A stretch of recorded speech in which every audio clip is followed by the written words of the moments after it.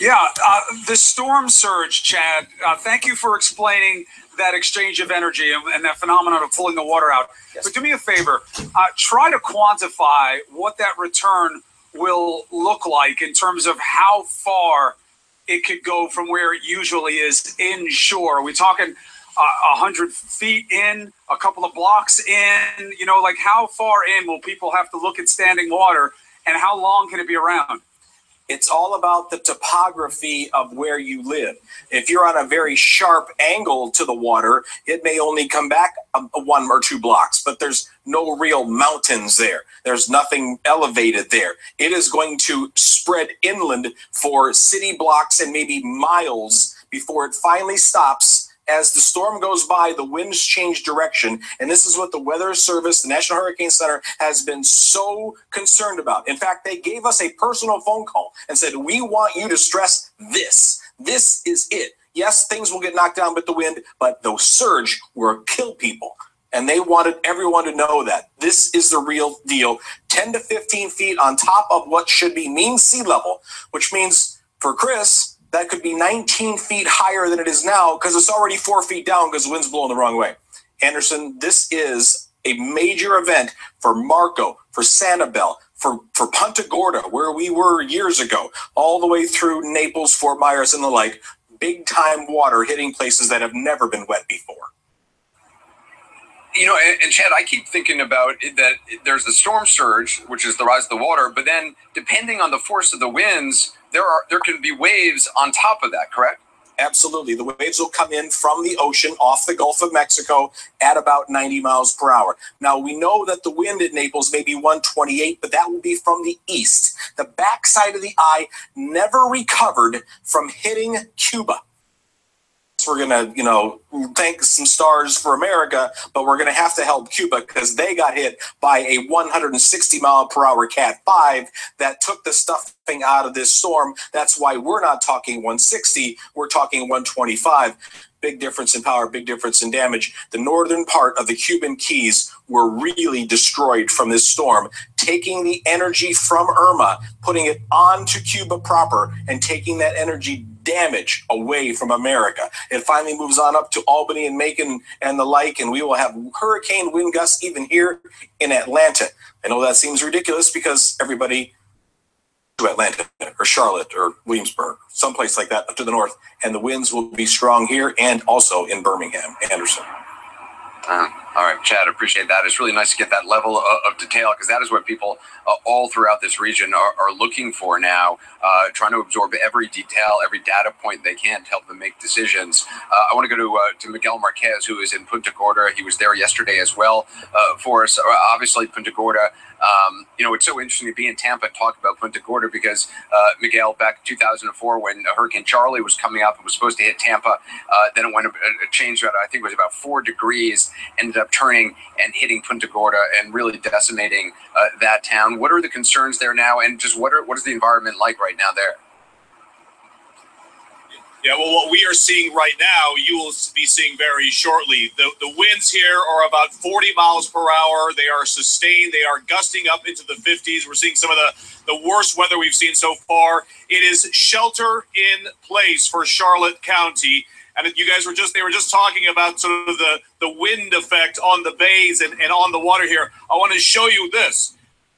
Think they're floating? They're not. Move in there. You can see these are actually in mud now. This is the Peace River and the bay right next to Punta Gorda. If you come over to the right here, you can see how much of the bay is actually exposed. And all of that is just low-lying water on mud, essentially. And that is blowing across the mud, and all that water is going out. So what goes out must come back in eventually, and they are expecting things a little bit better here. They're expecting the winds to top out at about 110 miles an hour in Punta Gorda, with gusts up to 135, so a little better than we were yesterday. They're also expecting the storm surge to be a little bit lower, 5 to 8 feet. But they're saying there could be 3 feet of water. That's about up to here. 3 feet of water across certain parts of Charlotte County. This is the bay, and you get a very good sense of just how powerful this storm is and where it's blowing. Look how much the floor of the river, of the Peace River here, has been exposed by the wind blowing this storm out. Once that eye wall passes here and it starts blowing up the other way, then they'll have that storm surge here and things will get even worse. But right now, very sustained winds here, and it's only going to get worse. We're about 40 miles an hour at the moment.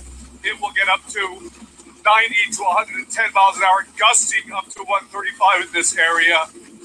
So we are now battening down and hunkering down for the duration. Anderson? Miguel, we're going to check in with you. Be careful out there. And again, for people a little bit north of where Miguel is in Punta Gorda and where Chris Cuomo is here in Tampa and elsewhere, a lot of that storm surge may be coming in the darkness late at night, which makes it all the more scary. You don't get a sense of what's coming. It's very hard to see what's coming, and especially with those hurricane force winds whipping at that time of night. We're going to take a short break, and our special coverage of Hurricane Irma continues in a moment.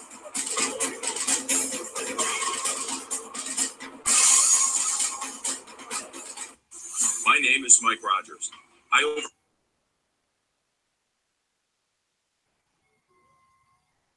Looks like that one car couldn't make it happen anymore, and the van is there to help. But this sort of thing going on in lots of places. And the vice president mentioned Marco Island and Naples and how this storm appears to be headed in that direction. We'll ask Steve Harrigan about that. It sure looks like it. Which is in Fort Myers. Shepard, it is coming right down this road here in Naples. The rain coming down in sheets and the wind sometimes kicking up into definitely hurricane force winds. The timing of this is going to be critical. We could see the worst of the wind in about 2.5 hours time. And keep in mind, high tide here is at 3:55 p.m. So we could have the worst of the wind and the highest of the tide just at the wrong time. They've been aggressively trying to get people out of this city of 20,000. They've done an excellent job with that. The sheriffs have been going door to door. But right now, a civil emergency is in place. People are being told to shelter in their homes. And that's exactly what people are doing here. There's no one out except for some journalists to watch this. As far as structural damage from 115 mile an hour winds, we have not seen that yet. So hopefully those don't turn into projectiles at some point. Hopefully those are heavy enough, but who knows at this point. The pool area, we checked that out earlier. The pool seems to be okay as far as the water level, but we saw a door that's swinging open with supplies in it. Unfortunately, we couldn't open the gate to get to it to shut it for them. We might have to try to do that later. All right, so this is the front of the neighborhood. We're gonna walk through these gates here. See, some people are still taking advantage of this so-called nice weather that we have. People are taking walks. Not recommended, even though I'm doing it. And speed bump's gonna trip me, so hold on 1 second. You can see just past this person here, that tree snapped already. It's already gone. And over here, you can see some palm fronds down. We're going to walk through these gates here.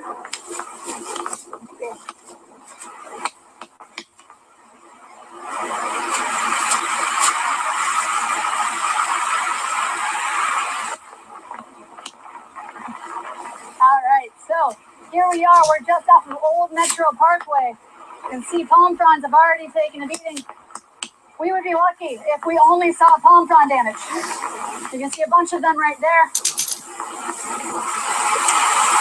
All across the entrance to this neighborhood is Forest Lake Townhomes.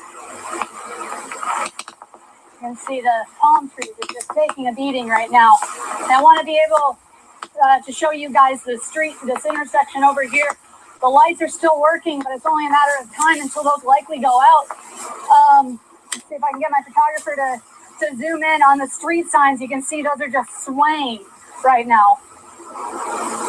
And it's really powerful. And then this camera that's closest to us, it's already bent. The other ones haven't bent from what I can tell, but this one is pretty badly bent already. And here's another bad van. So I'm going to hold on to my hat because I've already lost it a couple times today. That one hurt. Yeah, this is one of those dangerous bands. We're probably going to need to seek shelter. Caleb, look at this sign right here. The construction sign is just wobbling. Of course, it stopped. I see those trees over here. I'm really over here. I'm really interested to see what those trees do during Hurricane Irma to see the aftermath here, but it's getting pretty hairy out here for us, so we're going to send it back to you guys so we can get into some shelter. Good idea. Okay, thank you very much, Kim. And, you know, she showed those traffic signals and those poles. A lot of them have all been replaced to withstand very strong winds from hurricanes, so they may fare better this time around than some of the previous, as well as some of the power poles. We've seen FPL and other major utilities replace a lot of the power poles. Those old wooden ones would break, snap, full. They've got those big concrete poles that are meant Charlie and Wilma, because they had to replace them, and a lot of them are concrete now. That's right. So they may fare a little bit better than some of the things in our area. Hopefully that will help. We have on the phone, I believe, Ada, who is downtown in Fort Myers, riding this out in one of the high rises. Her husband. Oh, Warren. Oh, Warren. Okay. Thank you for joining us. Trying to reach, how are you guys doing? Losing some trees, but others are being pushed to their break point. Different parts of structures are being tested and weakened. So what will happen when this storm surge that Chad's talking about, when that comes back, and when these much more powerful winds, you heard him say, Anderson, he believes that the effective force of the winds that we're going to get in a few hours will be twice what we're getting now. That's the big concern. Yeah, I want to go to Miami, where Peter Zaleweski, who's a business owner, is there. Peter, I'm wondering, how are things for you in terms of what you and what have you been seeing in your area in Miami? Well, Anderson, what I can tell you is right now in the streets, and I'm in downtown Miami, I'm probably about a good 1,000 feet, maybe 2,000 feet directly from Biscayne Bay. Biscayne Bay is about ready to breach some of the seawalls that are in and around here. On the actual street level, it's probably about 2 foot deep or so. It's well past the grill of a regular traditional automobile. And in terms of winds, you know, it's probably 70 to 80s plus, and then you're getting bursts. You can see it in the windows when the windows start to get pushed in. And a lot of the trees are bending, and they have been bending for quite some time. The location you're in, is it a new construction? Because, you know, it's one of the things we've been talking about is in the wake of Andrew, building codes were really upgraded, particularly for any new construction in South Florida. It is a brand new building. It was constructed in 2013, came online. The developer had the foresight to go forward and actually build it. So it's almost as if you're starting on the second floor. So the first floor is where the parking garage is and where you enter the building. For the most part, for visitors, is going to be on that second floor. So think of what you'll see in the Keys, or think about what you'll see in certain parts which flood a lot. Effectively, that ground floor is basically just dedicated towards parking. And, you know, and when the water recedes, then you can sort of clean up and go back to normal. So they did take those advantages or those steps, and they also too they put in place some pretty strong stringent glass panes, and so far they seem to be holding up, but you know, I'm not sure if it'll continue, but I have some confidence, and I'm here. And in terms of supplies, I mean, you know, people have been told to have about 3 days worth. I assume you have stocked up. Well, you know, unfortunately enough, I went vegetarian, so I have a lot of beans and rice laying around. So I tended to cook up some of that, throw some spice in there, and I'm not worried. The only thing I'm worried about is probably gaining weight. Well, if that's your only concern, then you're in very good shape. Obviously, here in Tampa, which has not seen this level of storm in nearly 100 years, 1921 was a storm which really decimated this area. And obviously, back then the city was not anywhere close to the development that we have seen now. But there's real concern about the buildings, their ability to deal with the level of flooding that may occur here. Peter, I appreciate talking to you in Miami. Certainly wish you the best in the days ahead.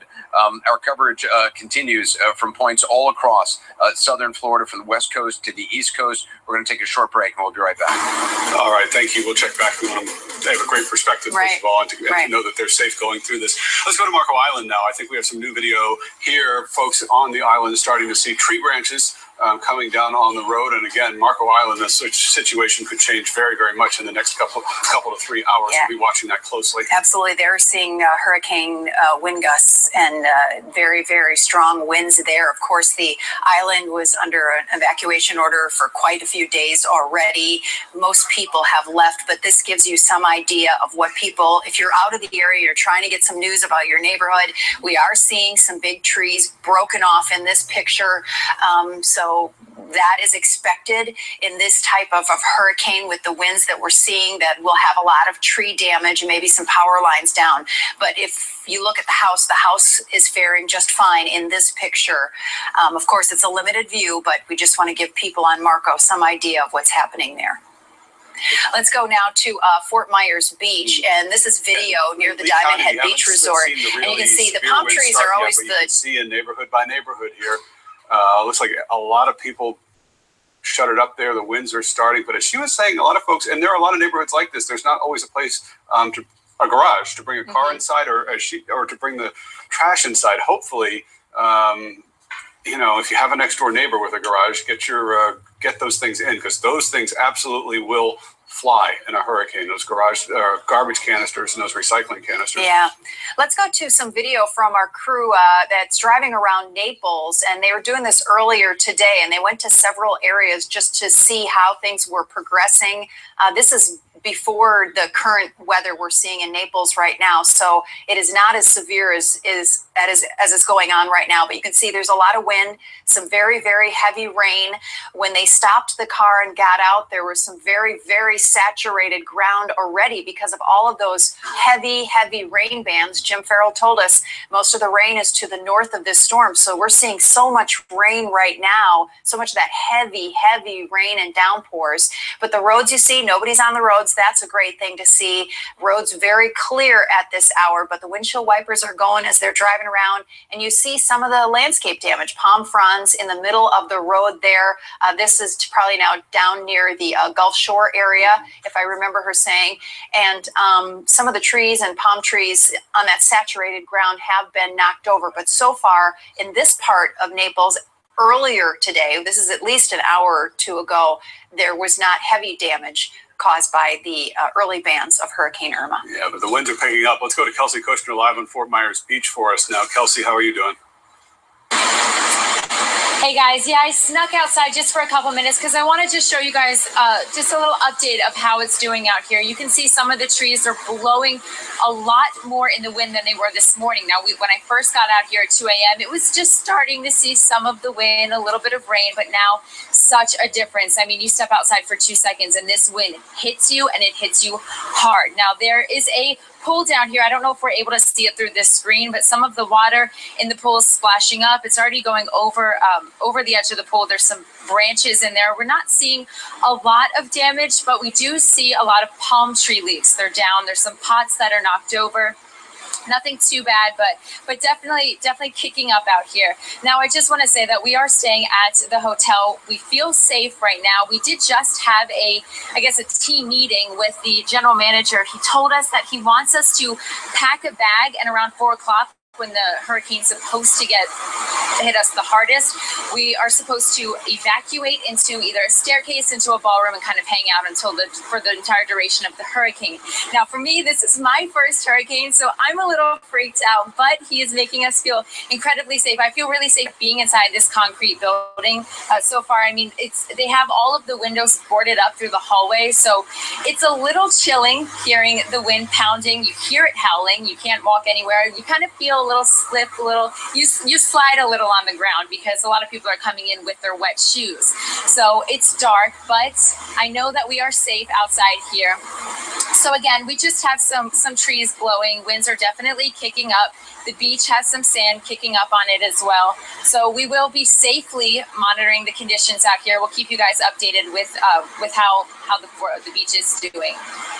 Back to you. All right. Thank you so much, Kelsey. And follow those directions because they prepare those buildings just so they have a safe place for people to go and ride out the worst of the storm. Go inside and be safe. All right. Let's take you live to some different cameras around the area. This is from the Hyatt Coconut Point. This is Estero looking off from Bonita Springs, looking off toward the Gulf right now. And you can see we have noticed the conditions really starting to deteriorate in these areas here in the last few minutes. So we'll show you some of these live pictures. And let's go now to Sanibel, to the Sanibel Causeway. And you're going to see, as Jim pointed out earlier, there's no water in Ponarasa, where the boat ramp is. The water has been pulled out. The rain is coming down very, very heavy right now at the Sanibel Causeway, and visibility is just terrible. Deteriorating conditions there at the Sanibel Causeway. Yeah, you can tell the difference if you were watching a few minutes ago about how much worse it is there. Let's go live back downtown to Fort Myers, and this is right outside of our back door here, Billy Creek, and look how low the creek is. The water is still going out toward the river. Now, interesting that we just talked, because we don't have a perspective on the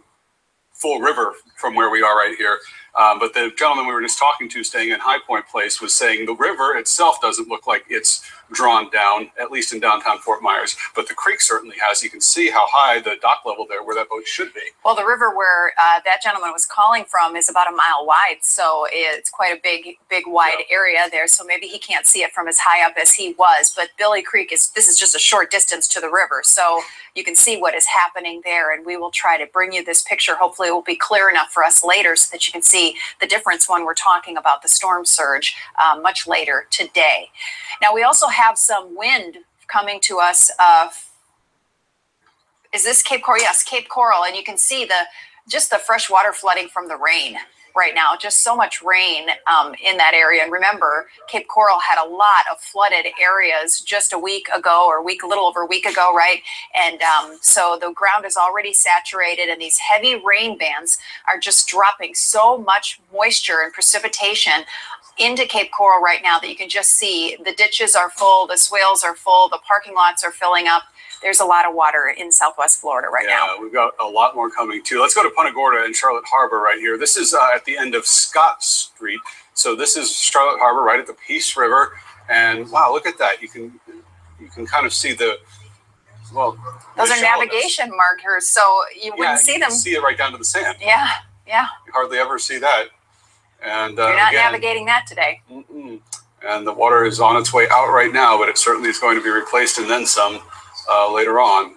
Wow, look at that. Yeah, that gives you some perspective on how low the water is right now ahead of Hurricane Irma, and it'll be interesting to see how deep it is Hopefully after. That's something we only see today and never again, but yeah. Wow. Okay, this picture, where it made landfall. This is the first picture we have from Cujo Key, first landfall. That house is on a 12-foot stilt, and that's the water right up to the front door. So that gives you an idea of the storm surge that came in as Irma made landfall at 10 after 9 this morning in the Keys, not too far from Key West at Cujo Key. Okay, we are going to go on to the phone now with Jennifer Mills, who is in Naples. Jennifer, thanks so much for being with us. How are you today? I'm doing well, considering. Yeah, I'm doing pretty good. How are you guys? We're fine, thank you. Where are you exactly in Naples? Where are you riding things out? We are on Airport Pulling Road, right between the streets of Immokalee and Vanderbilt Beach, right next to Pelican Marsh Elementary in that neighborhood. Yes, so you're in North Naples. I am. I live in Bonita Shores, but we were evacuated, and so we are riding this out at my mom's house. Okay, and I understand no power? No power. No, we were surprised. We had power until about 11 o'clock, 11:30. Then we lost power. Okay, well, you've had some really strong wind gusts there, some hurricane-forced winds, so it's not a big surprise. And you sent us this picture as well. Why don't you describe this so people know exactly what this is? Okay, because you have to understand, I've been listening to Jim for the last 48 hours, and I've been doing everything he says to do. We cut the screens out of my cage. I mean, I've been freezing back to water, and then there was something very calming about him, so it became a joke with my husband and I, because once I lost power, I'm like, okay, I'm going to cut his picture out now, and then I'll feel a little better. You know, hey, he makes us all feel better, Jennifer. So Jim is standing here with us right now, and so, Jim, how are you feeling about that? They feel good. You're making them feel calm? I hate that picture. Well, whatever. No. But she said they did everything you said. And who was that? I was It's Jennifer Mills. She's talking to us from North Naples. Oh, hey, Jennifer, thank you. I don't know what you said, but I still have a job. It was so all it must good. have been okay. It was all good things. It was all good things. New info in. I've got the 2 o'clock advisory. The strongest wind gust, by the way, so far has still been at Naples, 103 mile-per-hour gust. And we can fire up our weather computer. Well, actually, all right, let's see. I've got a picture here. I'll let this go. I just have a little time lapse. Let that play out and watch the water. It doesn't seem to be going up or down. It's hanging in there. So obviously at below average levels, right around the corner from our studio on Palm Beach Boulevard, that's Billy's Creek, which leads out to the Caloosahatchee. This is new. 2 o'clock info is in. And hey, it's better. It's weaker. It's not a Category 4 anymore. It's Category 3 hurricane. The wind has dropped from 130 to 120. Still a major hurricane. And the air pressure's come up a bit. So it appears to be weakening. Now, we measured forward motion at about 12 miles per hour when Scott was measuring it on Doppler radar. And now the Hurricane Center says, yes, it is moving at 12 miles per hour to the north. So we're expecting a major Category 3 hurricane to come in Collier County coast, Lee County coast, western Charlotte County this afternoon and this evening. Here's an approximate position for 8 p.m. Take the icon out that shows you the forecast category, and you can see the forecast track right in here. Now, if this comes true, the eye of IRMA may be just offshore Marco, but it might go right over the Sanibel Causeway and then into Charlotte Harbor. And remember that donut of windy weather surrounding the eye. It's going to go right along this track. So if you are within a stone's throw of that red line, you may have the eye come through and some very powerful wind in the eye wall. These are right now wind speeds occurring in southwest Florida. Steady, sustained, 49 miles per hour. Naples, Fort Myers up to 40 miles per hour. And these numbers will be increasing during the day. Let's take a look at the wind gusts. Naples did report a wind gust of over 100. Now the most recent report, 71. 61 mile an hour gust in Fort Myers. The Cape almost 50, and Port Charlotte 48 degrees. There's the center of circulation. Look at how much rain there is for the state. All the way up to Jacksonville, Daytona Beach, over to Gainesville on the west side, southward through all of southwest Florida. Now the eye wall right in here, this is the northern semicircle. Here's Marco Island, 951, Marco Island. Single digits. The northern extension of the eye wall is now 8 miles to the south of Marco. The eye is farther south. This weather is going to be. It's coming within the hour. In the next 60 minutes or less, this northern eye wall will be moving over Everglades City, Chokoloskee, Fort Myers, Marco, Goodland, and then it's headed for Naples. Take a look. Here's the time lapse. So we've got steady movement here to the north at about 12 miles per hour, preceded by big bands of rain. These feeder bands, extensive, heavy rain. We're still expecting a foot of rain or more in parts of the region before the end of this soaking, windy, surging event. Here's the surface wind. There you have it coming into Marco Island. And we still think there's a good chance it will be over the island or nearby the island between 4 and 5 p.m. Then the wind picks up out of the south and the storm surge event begins. The wind event is occurring now. The storm surge event gets going as the hurricane begins to move through the area. And here we go. If the eye is nearby Sanibel later this evening, the wind will be onshore from the Monroe and Collier County coast, and it'll be turning onshore over parts of the Lee County coast. Now, this is how it's going to play out today.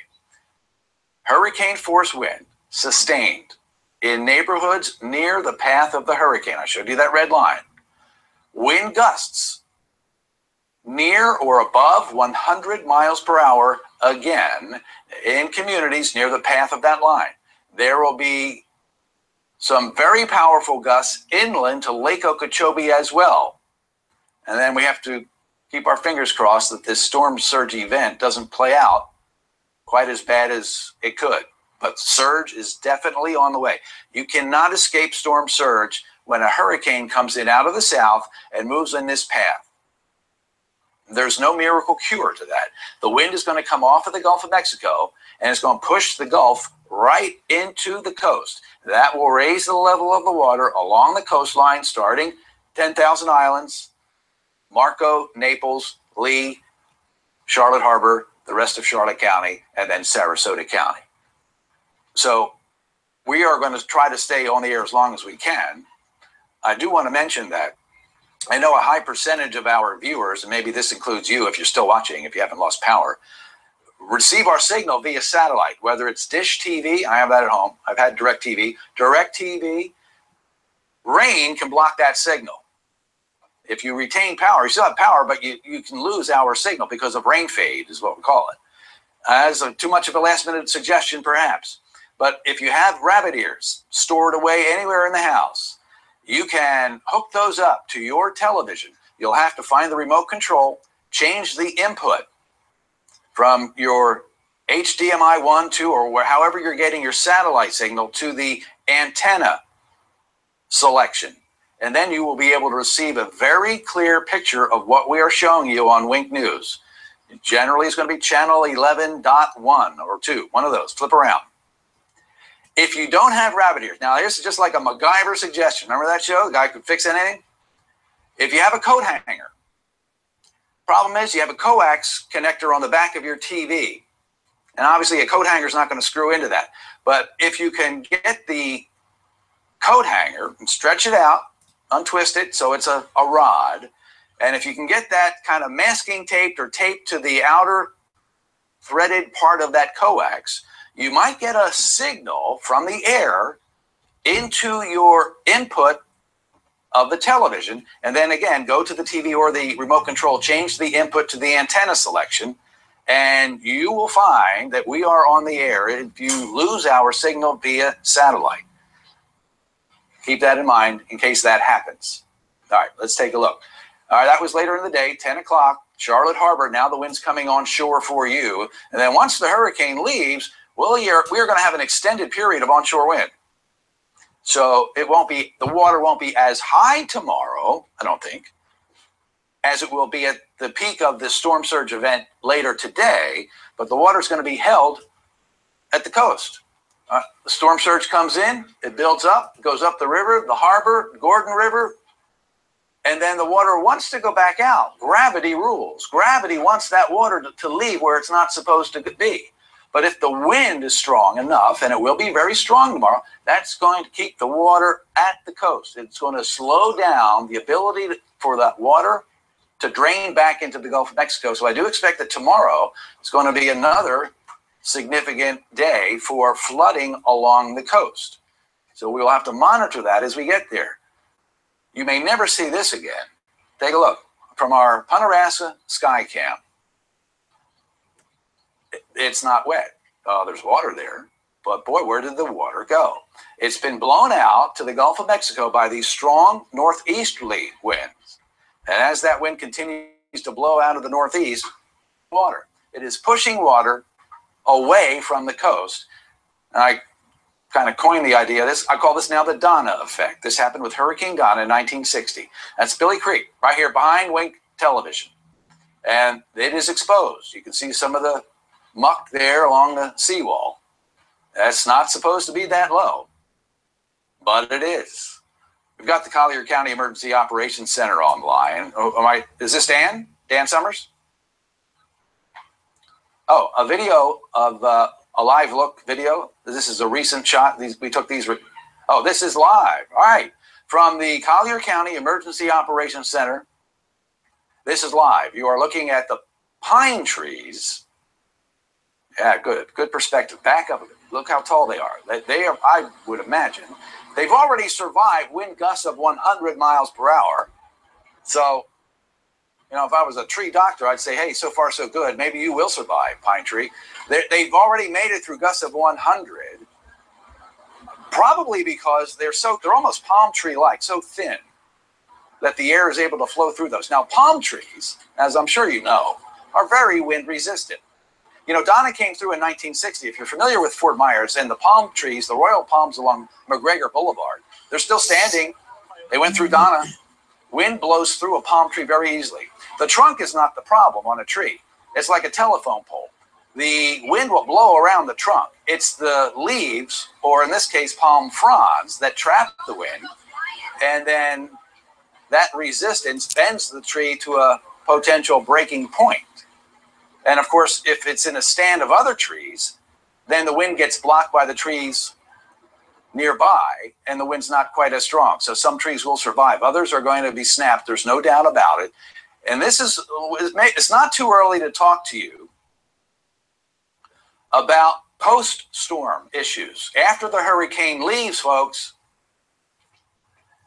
it is going to, I don't mean to use terminology to make it sound worse than it is, but it is going to look like a war zone in that there's going to be a lot of debris all over the road, front yards, backyards,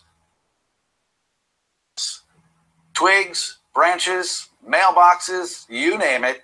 Everything's going to get rearranged temporarily after these 100-mile-an-hour gusts come through. So as the wind dies down on Monday and the sun comes up, you want to take the look outside, you're going to see quite a scene. I'm sure we're going to get bombarded with pictures from around the area of what it looks like. So that's coming. Don't be surprised when that happens. Ben's on the line. Is he at the Collier County? Oh, a viewer, Pine Island. Hi, Ben. How are you? Doing fine. All right. Talk to us. What are you seeing right now, or what are you feeling?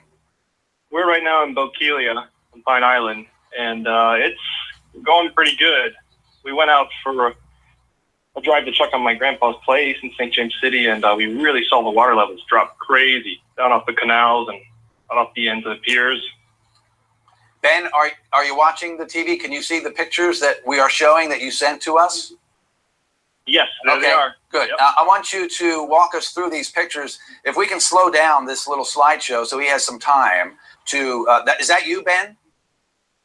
Yes. When was that picture taken? That picture was taken at noon today. Noontime today. How long have you lived here, Ben? I've been in Florida for about 3 years now. Okay. So I'm going to guess the answer to this question is no. You've never seen anything like this. Absolutely not. Absolutely. No, I have not. Now, I know Bokeelia pretty well. This is the northern tip of Pine Island.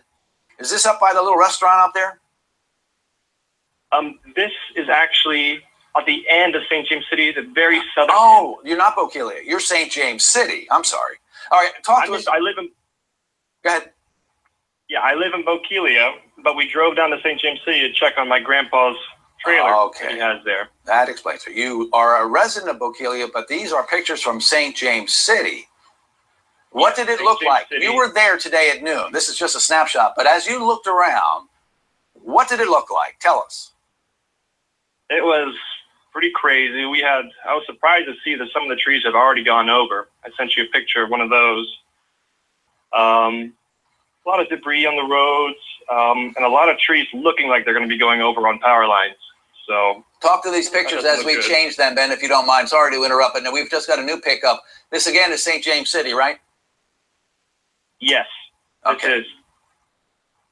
And that is at the bridge of where you cross over, and there's just after you pass York Road, there's a little bridge there, and that's the marinas in that area. A lot of boats sitting dry on the ground. Wow. What kind of wind were you experiencing there? I know it's hard to guesstimate the exact mile per hour, but was it tough to stand in a spot? Were you getting pushed around, or was it not too bad yet? A couple times it was. A couple times. I'm guessing around 40 to 50 miles per hour gusts at that time we were getting. Awesome. Thank you, Ben. Thanks for checking in. And really, thanks for the pictures. Very high quality. There's a tree that you took that picture. That one is down. Now we've got live pictures from Fort Myers Beach with our own Taylor Bazaki at that location. What are we looking at, Taylor? Can you hear me? Can you respond? Yes, I can hear you. Right now we're enclosed right now in our concrete rooms. We actually just lost power, but what you're looking at right now is outside the windows. As you can see, these are hurricane proof, but look below, look at the towels. The water is already starting to come in, and you're seeing and hearing that wind gust that is just pummeling this door, this glass door right here. Now, if you also take a look back here, we have some backup power, but our rooms are completely out of power. We just lost them. We're feeling those winds and we're seeing everything. And I do want to show you some video that we took earlier that's outside. Obviously, we are inside right now, we're safe. But if you see that video that we shot earlier, we're seeing those palm trees bending. They're going to break. We're seeing those stop signs. The wind is really picking up, and since then we have moved inside, but we can show you again. This is getting intense out here. We actually are going to start heading downstairs soon. We're on the 5th floor right now, but right now the hotel staff, there's about 20 of us all here. We're going to start heading down. They're asking us to start packing our bags, getting to a safe spot. Actually, we're going to go down to the ballroom where there's, like I said, going to be about 20 of us. We have a generator down there where it is safe. And we're just packing a bag and hoping to stay safe. We're going to put some of our stuff in the bathroom, and we're just going to start to soon hunker down here and ride out this storm. Okay, Taylor, that's a great idea. You see the wind swirling outside that door and the rain causing all of that ponding outside the door, because we're not talking about storm surge at Fort Myers Beach at this time. No, we're just talking about those heavy bands of rain and the strong winds blowing it in. And the eye wall is arriving now on Marco Island. If you grab the radar picture on our #1 weather computer, you will see time of arrival. I estimated around 2:30. It looks like we're going to be pretty much on target with that. Marco at 9:51. Look at that. Here it comes. The eye wall of a major hurricane is about to make landfall in Florida for the second time. It was in the Keys. Here comes landfall #2. I would guess within 15 to 30 minutes, if you are in Marco, Goodland, Everglades City, you are about to experience an eye wall and some of the roughest weather and windiest weather that this Hurricane Irma has to deliver. Please get ready for that. Now, if you're there, how long will the worst of it be over? Let's say it starts at Marco Island. How long should you expect before the worst of it passes you? That eye wall semicircle that is about to the Collier County coastline from Everglades City to Marco Island, it's about 5-6 miles in diameter. And since the hurricane's moving along about 12 miles, so it's about 30 minutes. You're going to have extreme weather for about 30 minutes. Then if the eye does pass over Marco, it's going to get very calm, an eerie kind of calm. The rain is going to stop, or at worst be very light. And then you're going to have the second half of the hurricane come through. But notice, radar is not showing much on the southern semicircle of the hurricane. There it is. It's less than 8 miles away. I'm going to try to get another Doppler look there.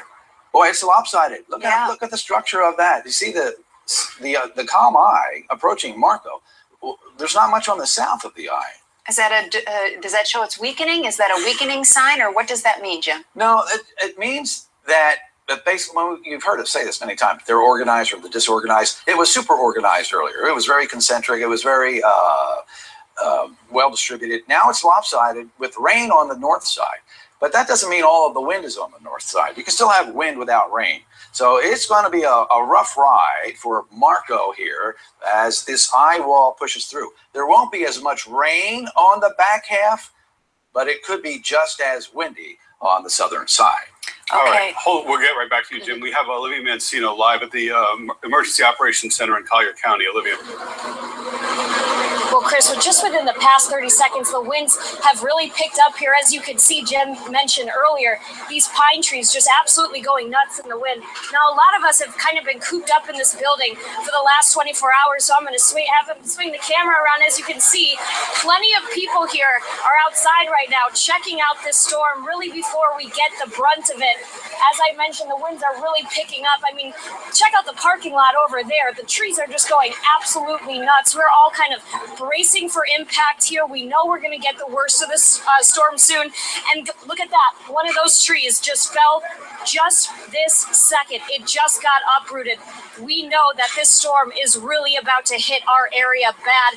We're going to kind of duck for cover here soon and get under this overhang to make sure everyone is safe. But as you can see, the conditions here in Collier County are starting to get a lot worse. I will send it back to you guys for now. Olivia. Yes. It's Jim. Yes, I can hear you. Get inside. Get away now, Jim. please. There was a tree that just went down while you were talking. Yep. There could be flying debris at any moment. Thank you. Everyone's going inside. Tremendous reporting. But please get out of the weather elements now. Yes, and when you see, you showed us that radar. You showed us how close it is to Marco. It is not very far from where she is standing at EOC. It's just not a safe time to be out. No, this is Sanibel live right here. Wow. Do we know where on Sanibel? Oh, this is the causeway. Okay. Gosh, it's hard to see even through the. So this is not our sky cam. This is just a look at the causeway from Sanibel. And look at the visibility is just terrible right now there, and you can barely see the roadway made out there, and just an incredible picture coming from Sanibel and from some of the barrier island areas to us tonight. Now back to we were talking about Marco Island, and we were looking at that radar image. If we can put the radar image back up again, because something that Jim explained to me while everybody at home couldn't hear, less rain on the bottom side does not mean less wind in the bottom side. No, you're right. Obviously, there will be less rain as that southern semicircle moves over and nearby Marco compared to the northern semicircle, but that doesn't correlate directly with wind. So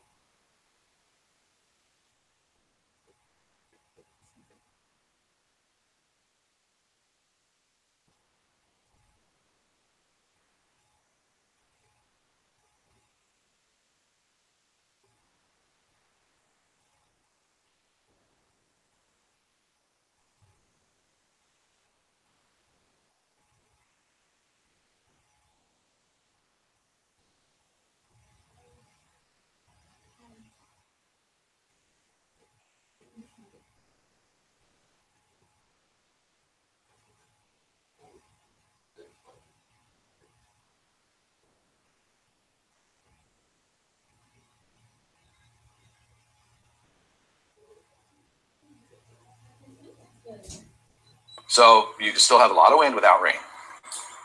All right, we're starting to hear some more power.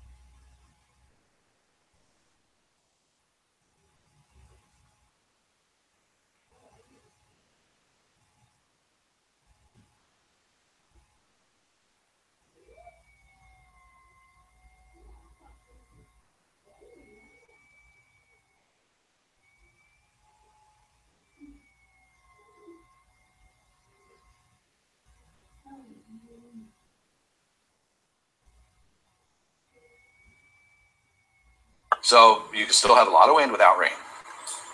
All right, we're starting to hear some more power.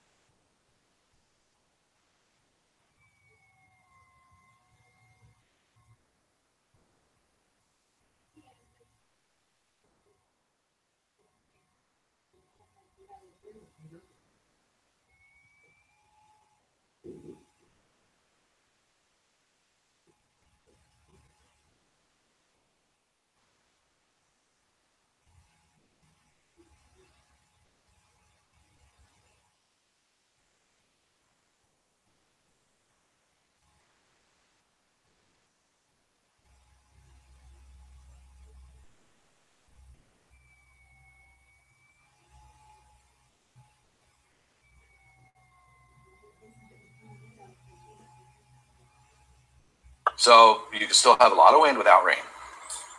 All right, we're starting to hear some more power.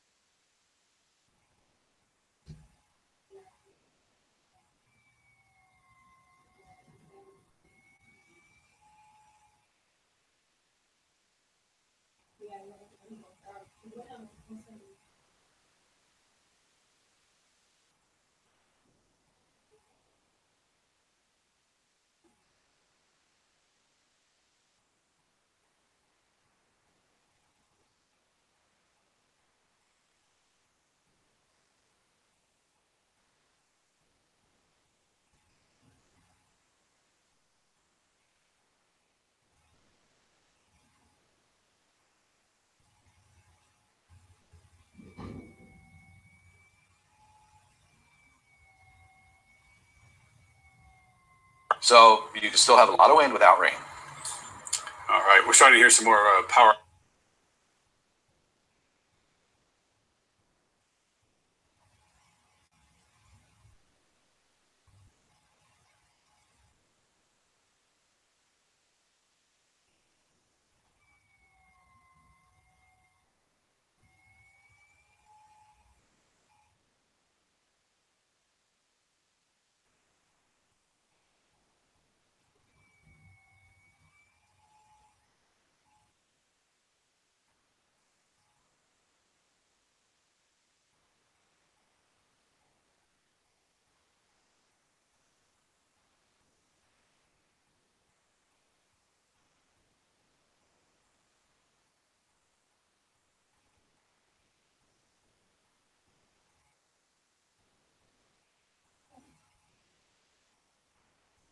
In Lee County, our reporter Andrea Henderson is at the Lee County Emergency Operations Center with the latest from there.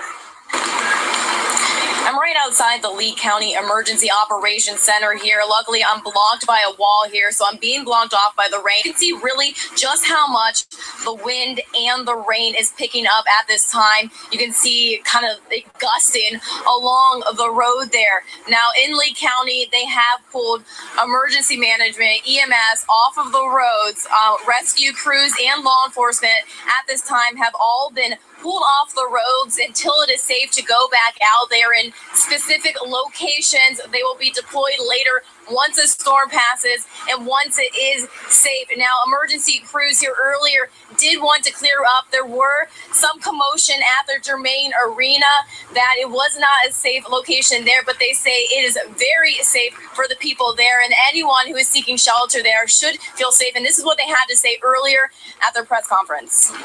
Just like all the other facilities we use to shelter the residents in Lee County, this one has had the due diligence done to ensure that we can pull those people from the evacuation area and give them a safe place to go.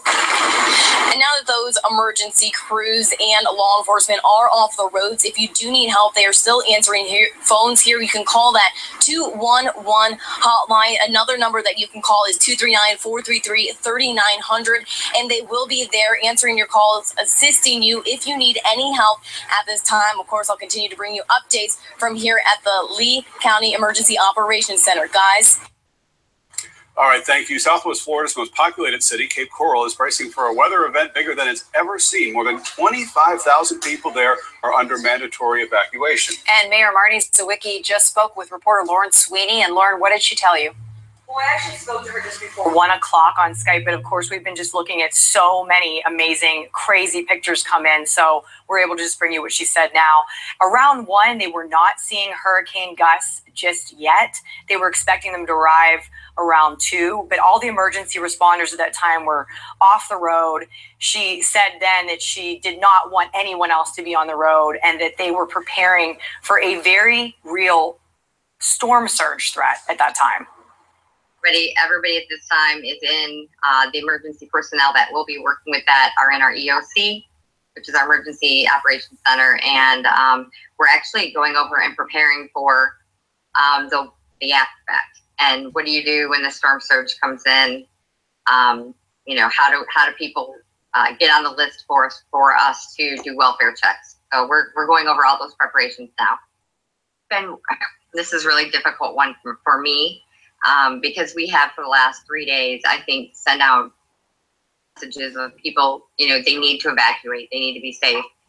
I've also had to say that once winds hit 40 miles per hour, you know, if they call 911, someone was going to take their call, but nobody's coming at this time. It's not safe to be out. So I hope that they've had, you know, I just pray that everybody's gotten some safe shelter, or their home is, you know, prepared for the hurricane. All right, John Berman here, back in Miami right now. Again, we continue to be in the relentless winds of Hurricane Irma. Gusts over 80 miles an hour, approaching 90 miles an hour in the downtown area, the high rises.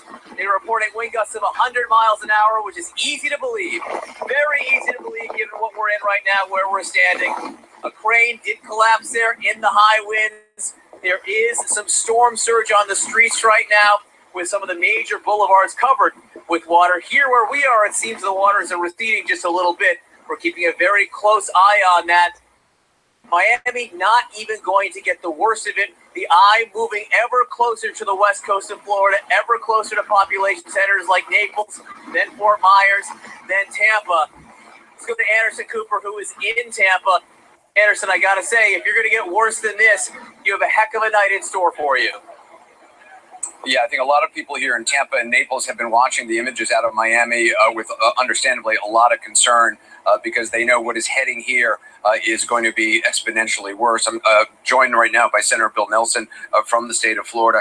When you see those pictures out of Miami, and we're looking at some right now, it really is a warning to people here about what to expect in the coming hours.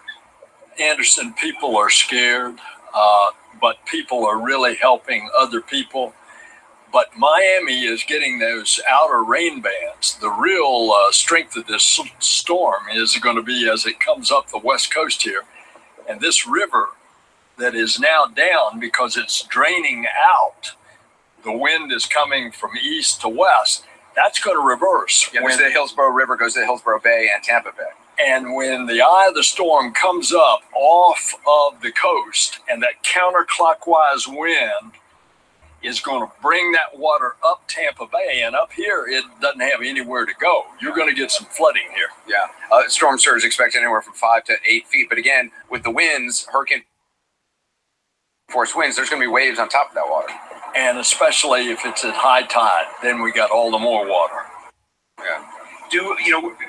Nobody who has lived in Tampa, or nobody alive in Tampa, has ever seen a storm like this hit Tampa. 1921 was the last time. It's never been the big one that would bring the water up here. Now, the only consolation is that it's not going to be a Cat 5, 155 miles an hour plus, but it is going to be significant wind that is going to drive that water up here. Yeah, I was reading some stuff that the mayor had said, I believe it was last year, warning about a Cat 3 storm, about the flooding that would take place, even in heavy rain, not a torrential, not a hurricane. Tampa, areas in St. Petersburg have problems with flooding. And that's an example, by the way. They're all prepared. They've done a lot of work. Mayor Buckhorn, Hillsborough County, they're working seamlessly with the federal government, the state government, and local government. It is working all over the state. I've been all over the state, and this is the best prepared I've seen. Now, FEMA is stretched because they're in Texas. They held back people from going to Texas so they could bring them into Florida. But FEMA is really going to have to do extra work after the storm. Well, given the size of the storm, that's been one of the problems for FEMA about wanting, they like to obviously pre-position supplies and resources. But where do you pre-position when the storm is affecting the entire state and you don't exactly know where it's going? And it has. It's covered up the entire state. Yeah. The other thing I heard Administrator Brock Long of FEMA say to Renee Marsh yesterday out of Washington is that there could be millions of people without power, possibly for weeks. There's a big elderly population, obviously, in the state of Florida. How concerned are you? Well, I'm very concerned. Already in South Florida, we have about 750,000 people without power. 750,000.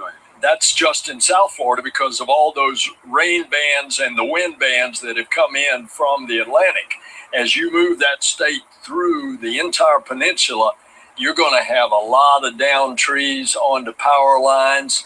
there are going to be a lot of people, and that's when neighbors helping neighbors is really going to count. Go check on your neighbor. Make sure that they're doing okay.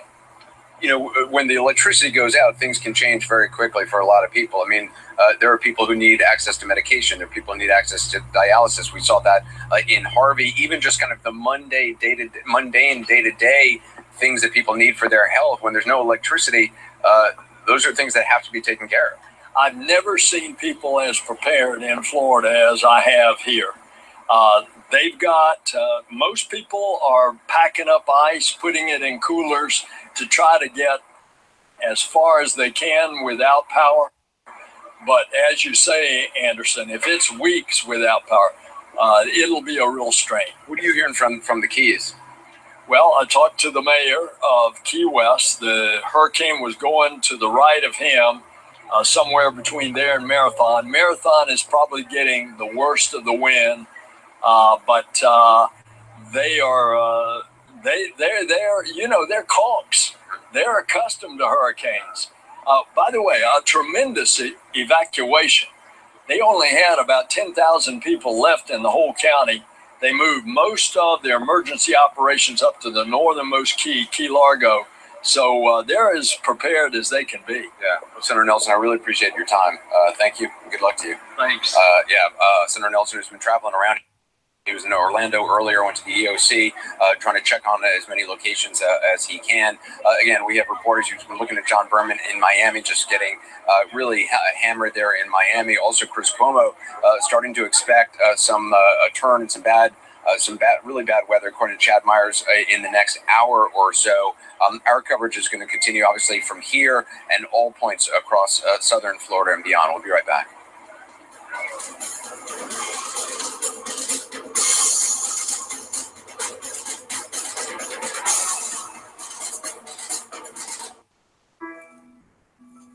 This is a quest to explore the wonders of our world before the sun sets and the moment passes. Are you worried about the future? And these are all toxic pools now. Never seen anything like this before. Go there before it's gone. The Wonderlist with Bill Weir returns Saturday, October 7th at 9 on CNN. Seasons on CNN. How the did that happen? Let's go! Anthony Bourdain, Parts Unknown, is back. The 10th season was the strangest. Oh, it's soft.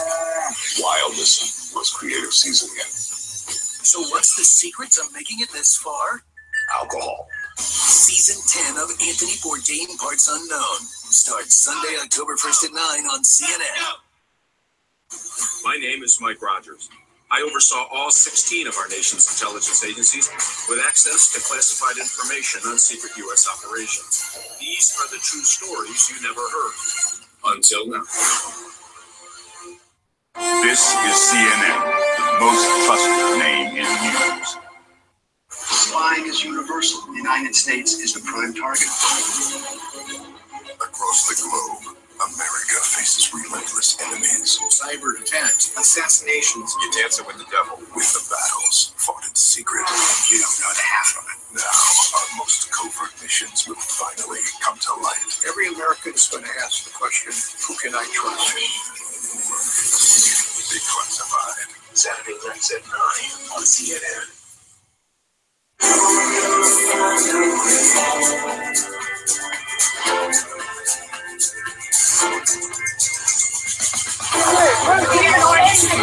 What do you think of this last election? Thank God at that point coming in from all the trees that we had on US 41 coming in north from that area. But obviously a ghost town. There were, I think, 2 other cars driving on the road. That's something that I wouldn't necessarily recommend. We just wanted to try to get into a safe area like where we are right now, which is good news here. Actually, just behind me, I'm not sure I can show you, maybe a little bit later, but we have these shutters completely covering the main entrance here at Health Park. There's sandbags covering the doors. So it goes to show that they're also taking this storm very seriously, not letting anyone out at least from this point where we are to make sure that they all stay inside during the brunt of the storm here. You can see it's all picking up behind me. It looks pretty crazy, and there's a lot of wind. Thankfully, we're not getting too much of that effect where we're standing right now, but we are going to show you a little bit later just some images that we were able to capture on our drive over here, showing you how strong those winds are and how dangerous it can be if you're on the road. Thank you very much, Nicole. At the very end, the weather conditions were interfering with our signal there, so but we heard broadband, mostly. so it can kind of get messed up in the bad weather. Well, let's go to Jim now, and Jim, just give us the latest on what's happening. Yeah, and before I do, I just want to mention that you know, if you do lose us, if you're on a satellite dish, we're streaming. I've had a lot of folks from outside of Southwest Florida that say, "Hey, we're watching you on winknews.com." So you can, if you have an internet connection, you keep watching. And selfishly, I have two sisters in Philadelphia who are very concerned, Janet and Patricia. Don't worry, we are going to be fine. The house will be fine. It's just the roughest weather day probably I've ever experienced, but it is occurring now, and it is going to continue. Look at the wind speeds and the conditions that we're going to be dealing with. Check the weather computer out first, because this is it, the day we've been telling you about, and here it comes. That is the track and the forecast track of IRMA. It is knocking on the door of Marco Island. It'll be moving along the coast of Collier and Lee during the day today. These are current wind speeds. Now, some of these weather stations are going to get knocked offline as the wind increases. Right now, sustained wind approaching 50 miles per hour. Wind gusts in Collier of 66 after a gust earlier in the day of 103, 68-mile-an-hour gust right now in Fort Myers at Page Field, Punta Gorda 48. All right, a lot of rain with this system. Soggy, wet weather with rain, super windy weather, as we told you, and then we have to dissect the storm surge threat again because there will be surge. Look at all this rain. Here's the center of circulation. The eye is about to encroach on the southern edge of Marco Island, but right now, the entire island is in this northern semicircle. This typically looks like a donut. Not in this case, because the rain is much heavier on the northern semicircle than the southern semicircle. Even though the rain is more north than south, it doesn't mean the wind is only north. I believe the wind will be very strong in this rainy area and very strong on the back half of the hurricane. So get ready for rough weather. Then the eye moves through and it gets relatively calm. And then you're going to have wind coming from the opposite direction as the back half of the eye wall pushes through. Naples, you're There's all the perspective. This is not as bad as what's going to be happening on the west. Part of the reason why we're here is to try to warn people in the west what they're going to be seeing on the west side of the state. We did speak with the mayor of Miami Beach. He says a response in his city. He's very pleased with it. He says that the pumps are working, that they have been able to control any reports of flooding, that they haven't seen any overwhelming flooding here like they have seen in Miami. He says that the response by first responders that has completely had to end. That happened this morning because of the torrential rain and the wind from the hurricane. There is another curfew that's being put into place. It is going to start at 8 o'clock this evening into 7 a.m. this morning. And just one little thing, John, we're about a block and a half away from the beach, and the wind is pushing so hard, we're actually getting sand in our teeth. So an incredible amount of wind speed. Debris is a huge concern. So far here in Miami Beach, no reports of death or injury. John? That is good news. Kyung La out of Miami Beach. Kyung, please stay safe. You've been out there all day long, and it just gets worse. This wind just gets worse, and now there is a new concern for the eastern part of Florida. And again, it's going to be worse on the west coast. But 6 tornadoes have touched down in eastern Florida. Chad Myers in the Weather Center to give us an update on that. Chad. John, just about 30 minutes ago, we even reported here that there was a tornado on the ground at Fort Lauderdale Airport. Now, there are no planes, and it wasn't an area there where people were using for shelter. But still, we've had storms that have rotated water spouts on the ground and making landfall as tornadoes. The Weather Service just put out that Broward County is now likely to see more enhanced tornadic activity as these cells that are down here, part of the next band, rotate into Broward, right there into Fort Lauderdale proper. Something else I want to talk about is what's going on in Marco Island. It is now really getting into the northern eye wall. This will have areas of winds of 125 miles per hour. Then it will get calm, and then the wind will come from the other direction.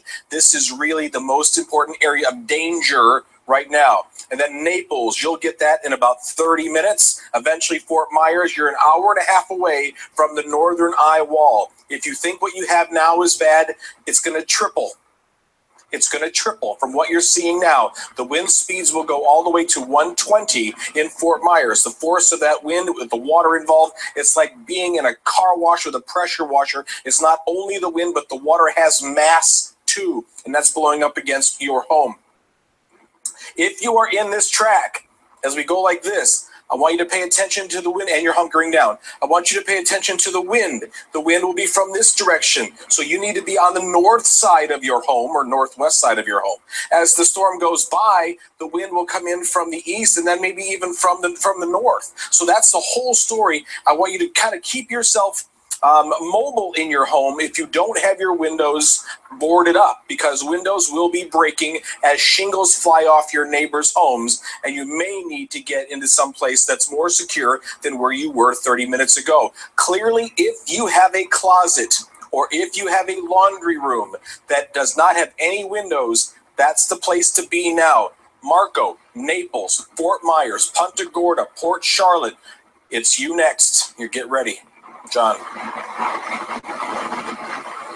All right, Chad Myers for us. Thanks so much. A specific forecast for specific areas. So many areas in the state of Florida right now at risk already, and so many who will be at greater risk over the coming hours. On the phone with me, I believe, is Josh Levy, the mayor of Hollywood, Florida. Mr. Mayor, talk to me about how things are where you are. Well, we've been ever since yesterday at 7 p.m., but really strongly beginning at 9 a.m. this morning. We're seeing very persistent, sustained tropical force storm winds here, 50 to 60 miles an hour, sustained with gusts up to Category 1 hurricane, according to my wind detection systems here.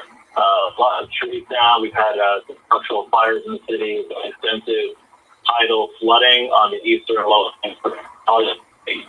We're the second largest coastal city in Brooklyn County, and it's we're getting slammed right now. Storm surge is a concern throughout Miami. We've seen some of the streets here at Brickell Ave flooded and some water in a lot of the streets. Is that a problem in Hollywood, sir? We do have a low-lying, we have a barrier island where our hotel, we're a tourist-based economy here. Our boardwalk has been run over by the ocean. Across the Intracoastal and Barrier Island, we have a low-lying residential neighborhood called the Lakes neighborhood. I just spoke to a resident there that said he's seeing the roadway covered under perhaps 2 feet of water, with some water all into the garages of some homes. Local media was reporting that they've seen water on Hollywood Boulevard already washing into homes at window level. Sorry to hear that, sir. And Mayor, as you know, it could go on. It could go on for some time. You said you've been talking to residents there. I can't imagine your first responders are out right now, given the force of this wind and the rain. Have you been receiving a lot of calls asking for help? I think everyone knows that the area is under curfew, and everybody was made aware that once the wind hit 45 miles an hour sustained, that first responders would not be able to be dispatched to any call for service. So police and fire are on standby. Of course, they're receiving calls. But at the same time, I think everyone knows that you can't get service right now. Power is all over the place. There's definitely hazards to first responders. So region is deserted right now. No one on the coast. All right, Mayor Josh Levy of Hollywood, Florida. In many ways, your work is just going to begin because once this storm ends, the recovery begins and people will come out of their houses and they'll have a whole lot of work to do. So stay strong, Mayor. Thanks so much for being with us.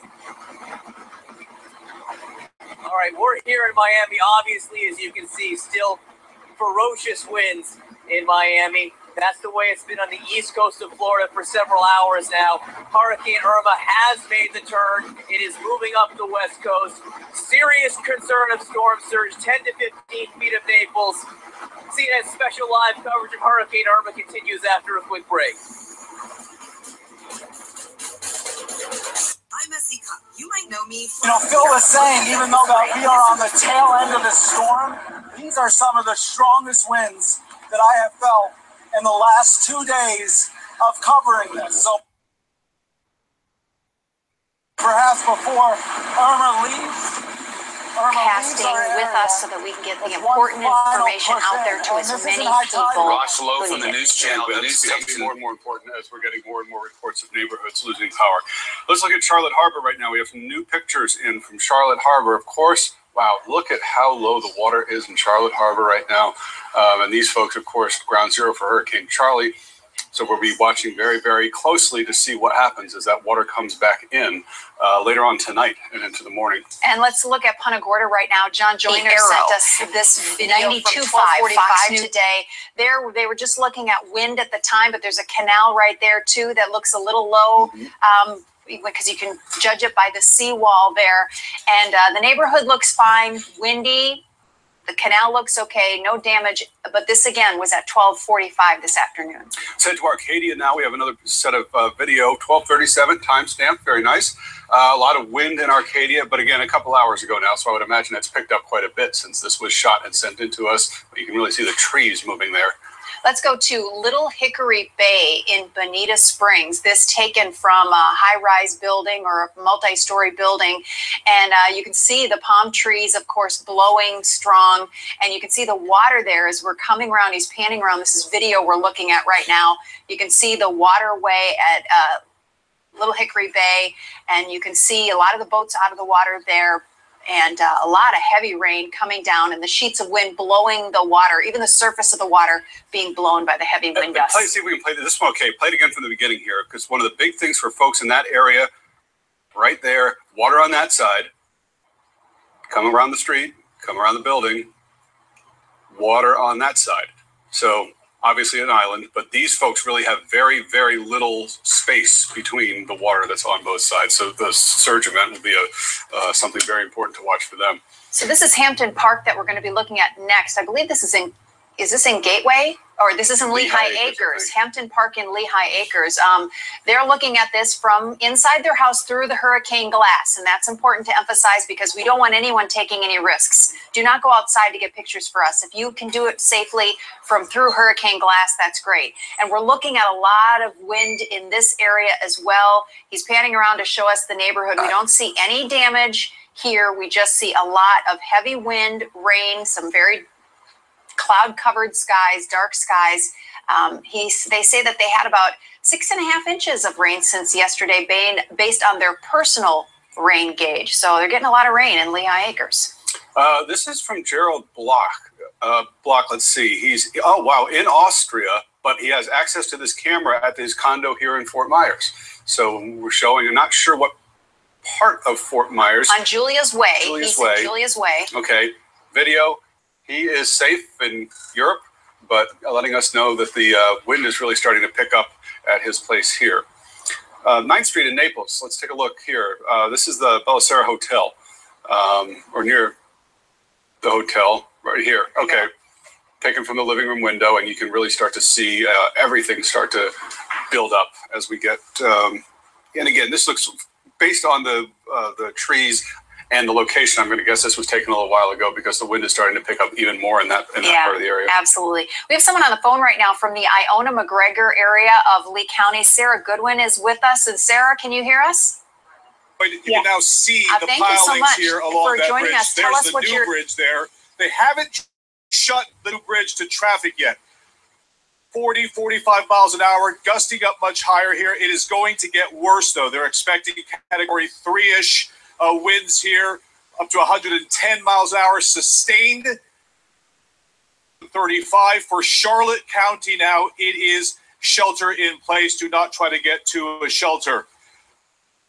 All that water we see going out will eventually come back in. They're expecting a 5 to 8 foot storm surge here, about 3 feet about 3 feet on the ground here, about up to there. You do not want to be in that when that storm comes back around and pushes that water onto land. Anderson? Yeah, Miguel, authorities say when that water comes back in, it can come back in fast. In a matter of minutes, a wall of water, and anybody who was out there looking around to see that phenomenon, the water having gone out, it can be too late. And that's why you see in many cases people drowning in hurricanes. They just don't expect that wall of water to come with the waves on top of the storm surge because of the high winds. We're still seeing, to Miguel's point, we're seeing the water here in the Hillsborough River still moving out into Hillsborough Bay, into Tampa Bay. But again, just as Senator Bill Nelson said a short time ago, all that water is going to flood back up here. We're going to take a short break. We have extensive coverage continuing all throughout the day, all throughout the night. We'll be right back. But everyone's certainly hoping they will. The county of Miami-Dade, the mayor just had a news briefing update because so many roads are impassable because of not only water, but also debris, all the branches and down power lines, as well as multiple intersections, numerous intersections, where the traffic signals are not operating anymore. He's ordered another curfew tonight, 7 p.m. to 7 a.m. tomorrow.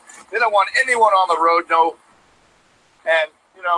not too many people are on the road anyway today. Clearly, this is not a day to go driving around or even walking around. We've hardly seen any people outside today, but we have seen a couple. People will be danger lovers if they want, but this is really life-risking without a doubt. Power outage, still a major problem. The county mayor just said that according to Florida Power and Light, basically 3/4 of the entire county has no power whatsoever, no electricity. It clearly is going to be days until they get their power back, but the utility companies have pre-positioned all kinds of crews to replace the blown out transformers, down power lines, but 17,000 plus another 5,000. I mean, how fast can they do for this entire state when it's all said and done with? It's going to be days and days without power for so many people, millions. Jeff? Really will. Phil Keating live in Miami, Florida Power and Light, warning that in many instances it will be quite a long time before all of that power can be restored. 1.8 million without power officially. Now they're expecting up to 3.4 million before it's all over with. The storm's headed generally northbound. That means it'll go through Naples and Collier County, then up through Lee County, Fort Myers and Cape Coral, Lehigh Acres, continuing north through Charlotte County. Eventually, it'll get up to the Orlando and Tampa region. Our Bill Hemmer's in Orlando now. Bill? Good afternoon again, Orlando, and then you move up to where? Tallahassee, Jacksonville, Atlanta, then who knows what the damage is inland. We have been talking to a lot of people who had to leave their homes amid a lot of anxiety, and they are inside of a hotel here. You can hear the wind whistling, really blowing there in Collier's Reserve. Jeff, thanks so much for sending us that. We don't see any damage in his video here, just to be sure for people who are holed up in that area of Collier County right now. But the wind is really blowing, and you can just hear it whistling and howling. Absolutely. Let's go to Golden Gate Estates. And we do have, in this case, a tree down. This is from 1245, so this is a couple of hours old already, and this is right near the Collier County Fairgrounds. So if you know that general area, Robert De La Rosa is sending us this at 1245. It looks like a palm tree, and you don't often see those unless there's some circumstance because they're in deep. But the ground could be saturated and makes that a little bit more, or if it's newly planted, is usually the big one. Yeah. Let's go to some video from Marco Island. This is from Yvette Benaroche, and we thank you for sending this to us, Yvette. We believe this was probably earlier because Marco Island is really getting...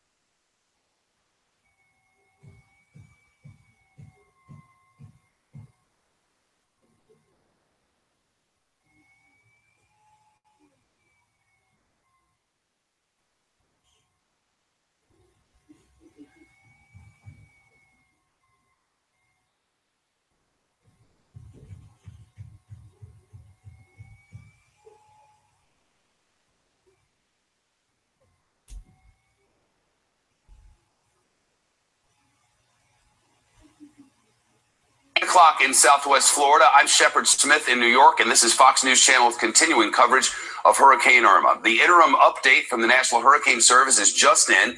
As of 3 o'clock Eastern Daylight Time, the storm is moving now at 12 miles an hour in a northward direction. Minimum pressure is up to 936 millibars, so it is decreasing in strength, if ever so slightly, and the maximum sustained winds are now John 100. in Miami, where Hurricane Irma has just been pounding us for hours and hours and hours. All right, I'm Chris Cuomo in Naples. We have been waiting to see what Irma would do to the West Coast. There are vulnerable areas here, and we're starting to see it right now. There are reported gusts of in excess of 80 miles an hour. The situation has changed here. There's now a significant debris field, and it has been hours of punishing rain. We have seen this phenomenon with Hurricane Irma, where the energy is given and the energy is taken away. The water that should be here on the Gulf side of Naples is gone, and we're waiting for it to come back in the form of storm surge, and people here are very worried about what that will mean. The good news is most of this place, according to the city manager, of about 19,000 normal residents have evacuated. They believe 2/3 have done so. Now, the question is, what will the rest of the people encounter? For that, let's get to Chad Myers. Chad, what is your timing here and along the West Coast and parts north? Marco Island getting it right now. The northern eye wall, Chris, you're less than 20 minutes from there as the eye wall moves north at 12 miles per hour. The white area is still the area that's going to pick 100 mile per hour winds over 10-second period. It's a gust, 100 mile per hour gusts right over Fort Myers, right over Sarasota, Anna Maria Island, right through Pinellas, and all the way through Hillsborough County, going to get bump in the night kind of wind. Things are going to be flying around because it's going to be dark. You're going to hear it, but you won't know what it hit. You won't know if it hit your window or not. Stay on the side of your home that's not facing the wind, especially if you don't have storm shutters up, because that's going to be the safest side. Shingles are going to fly off roofs today, and they're going to break windows. You don't want to be anywhere near that flying glass. There will be some flooding, but that's not truly the issue. The issue today is the wind on the west side and the flooding on the southwest side. There's the eye wall making landfall again. It made landfall in Cudjoe Key in the South Keys, the lower Keys, earlier today about 9 o'clock in the morning. Now it's making landfall again as a 120 mile per hour storm. This is the latest radar. Marco Island right there, Naples here. I'll zoom in here, give you a better shot of what's going on. This right here is the eye wall itself. Kind of hard to see because Marco Island, the word got in the way. But Naples, you're next. Fort Myers after that. Port Charlotte and all the like. This is the area that's going to see the eye wall move to the north. And still for John Berman, one cell after another, pounding the East Coast from Miami to Lauderdale to West Palm. Still significant damage going to happen here. More flooding going to happen here. A widespread storm. Chris, we talked about this. There's going to be a hurricane from one side of Florida to the other. And there is. All right, Chad, let me ask you something. You say in about an hour. What about duration? One of the concerns for people here is how much can they take? As you know, very low-lying area here, this entire city. They've been taking rain for a long time, so there's a lot of pooling of water on the streets already, and that storm surge has not come into effect. And they're worried about how many of the structures, how they'll fare over time. What are they looking at in terms of a window? You know, I just tweeted out a man who is on Marco Island and has been showing us video just minute after minute, waiting for it to stop, and it's not stopping. The wind has been over 100 at least, a gust over 100 for 20 minutes. Then I guess we're going to see the eye wall in those shots. You can go onto my Twitter feed and find the link. But then the wind will come in from the other direction. So this will be hours of damaging, punishing winds, at least an hour in the northern and the southern eye wall, because all the cities all the way up the west coast will get eye wall. You'll get northern eye wall, then you'll get calm, and then you'll get southern eye wall, and the wind will come from the opposite direction at the same speed, just about that the northern eye wall did. Wind coming from both directions, hard to stay out of that. Hunker down, get in your home, inside of a place where there are no windows if you have. If you don't have that place, then knock on your neighbor's door and find one, because this is real. This isn't something you want to sit out in a park RV and hope for the best. We can't hope for the best here. You have to take precautions and make the right choices. And this is why they were asking the government officials for people to evacuate. Certainly that was the case here, and they do believe they got most of the people out. I can't even keep a hat on my head anymore, Chad. I'm trying to do it not because it keeps you dry, but just it does help buffer a little bit of those twigs that bang you in the head when you're in this snap, crackle, and pop phase of the first wave of the bad stuff with Hurricane Irma. Let's get to Drew Griffin. Drew is a little bit farther north from us. He's been checking out the situation in shelters. We lost our power here. We understand that you lost power in one of the shelters that you were monitoring up there. Drew, what's the latest? Yeah, the latest is we're starting to feel those really, really strong winds that Chad was talking about. We've had a couple of experiences where we've seen some gutters blowing around. You can see the trees, I think, Chris. It's a violent wind situation, which is dangerous to be out. We have barricaded ourselves against, believe it or not, I'm buffered against the side of a wall, and it's still blowing pretty strong. The power did go out. It went out about an hour ago. That was to be expected. There are not many hotels in this area with generators. The shelter, they're just hunkering down. They're going to have to be there through another miserable night, but hopefully a safe night as Irma continues to make her way up. And we continue to watch the wind situation. And then, as you have been reporting, Chris, when that water comes back in and any potential surge we're going to have down here in the Fort Myers area. Chris? All right, Drew, we'll keep checking in with you, and please give me a heads up of the things that people need to know, and I'll come right to you. Now, my partner here in Naples is Ed Lavandera, one of our senior correspondents. He's been surveilling the area, and then once it started to deteriorate, we both had to fall back to the hotel. We were waiting for Ed to get his shot up. Ed, are you ready to go? Can you tell us what's going on from the ground level? Hey, Chris, as you know, we've been talking throughout the morning. We had a chance to venture out and kind of at least survey a little bit of the initial bands of the storm as it was approaching here in the Naples area. And within minutes of the worst band starting to hit her just a couple of hours ago, we'd already started seeing trees falling down, and that is only going to continue to get worse. Also, an area of concern is about 20 miles south of us is Marco Island, a popular tourist destination full of high-rise condos and that sort of thing. I've been speaking with the police chief down there on Marco Island. He messages me and says that they've lost power, that they are on backup radios. There are about 80 first responders hunkering down there on the island, bracing for the worst of the storm. The police chief says that they are on the edge of the eye wall there, the worst of the storm that they've seen so far, and they are without power and on backup radios, but they're still holding on as best they can. They say they won't be able to go out and survey any damage until the worst of this storm clearly has passed by. But obviously that the path of that storm now, Chris, will come up from Marco Island here toward Naples, where we are this afternoon. And as you can see here, this will only continue to intensify. By far the worst and strongest gusts and that we've seen here throughout the day, and for the next several hours, it will continue to be like this. We also noticed that water along some of the Gulf Shore Drive, along the western edge of the city. This is an area that is under a mandatory evacuation. It has been a deserted ghost town for some days now.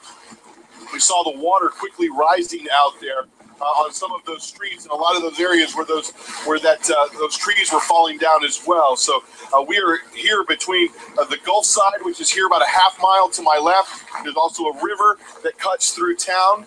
And one of the things that officials here are also taking a close look at and very concerned about is high tide expected later on this afternoon. That high tide in combination with this storm pushing the water up, that could cause some serious concern for this storm surge here in this area that's expected to reach 10 to 15 feet. And that could be catastrophic for many neighborhoods here in the Naples area. Chris? Yeah. Hey, Ed, hold on one second. Dave, do me a favor. Open up and sneak out with the camera a little bit. We want to be careful with our camera because once they get wet, they're done. But we're going to have to venture out from that protected area a little bit just so they see what I'm doing. Why am I looking around? As I said earlier, this is what we call the snap, crackle, and pop phase, and that's not to trivialize it. You start to hear these sounds. It's actually almost eerie. And you start looking around to assess which trees are these? Which structures are they? Where's this bang coming from? Where is that transformer? So you know what to shelter yourself from. So just you get, that's why I'm looking around. The task for Ed and for me is to assess what the duration of this storm is going to mean. These trees have been getting battered. We've been seeing these storm shutters start to flail, start to move more and more. So it's not just about the intensity, but it's about the duration. You know, how long can these trees sustain? And when they don't, and they break, that failure leads to a projectile. It goes through windows. It goes through cars. God forbid there are any people around. We have not seen that to be the case, but you know what would happen if you get hit by anything like that. So that's why Ed is on ground level. I'm up here for us to assess what is happening here, because this has been hours of this. And if we can bring Chad back, Ed, sneak inside for a second. Get yourself out of this. Chad, duration and the idea that some of this has been kind of tenderizing to the Naples City area, that while it's been waiting for hours for Irma to come in earnest, it's been getting hit with wave after wave and wind. As I've been watching John and all the correspondents down in the Miami area, it hasn't looked that much worse than what they've had here for about 5 hours. That tenderizing effect. What can you tell us about that? Right, very typical of a hurricane when we talk about a category 3, 4, or 5. The 3, 4, or 5 only happens in a band about 10 miles wide, right along the eye wall. The rest of the hurricane is a hurricane, and you get 75 to maybe to 100. Well, that's what we've had all day, is that 75 to 100, Chris, right where you're standing right there. But now Marco Island, which is honestly 10 to 15 miles to your south, just had a wind gust to 130 in the northern eye wall. There's the eye wall there, Marco Island right underneath it. Get my finger out of the way so you can see the orange right through here. That's the northern eye wall. There isn't truly a southern eye wall, and that's because it hit Cuba. The storm never truly regained strength, and that is fantastic news. Even though the model said it would, it didn't. You know, like I said earlier and yesterday, Irma doesn't know if there's an American model or a European model. It doesn't care. It's going to do what it wants to do. So now it has a northern eye wall, no southern eye wall, but that will get to you. And your pictures, if you can stay on the air, will be dramatically different in 15 minutes than they are right now. Your winds will honestly go up by 40%. I don't want to say double, but close. The power of the wind will double. So all of those trees, all those palm trees that have been sitting there getting wet feet are all of a sudden not going to have a lot of traction for those roots, and they will begin to fall over. I'm not saying the ones behind you, I don't know how protected that area is. It seems so, but in downtown Miami, with the winds gusting to 94, there is a wind tunnel effect going on there right now. And the pictures coming out of downtown Miami, especially near Brickell, where it looks like you're in a car wash. It looks like someone is just spraying you with a pressure washer. Chris?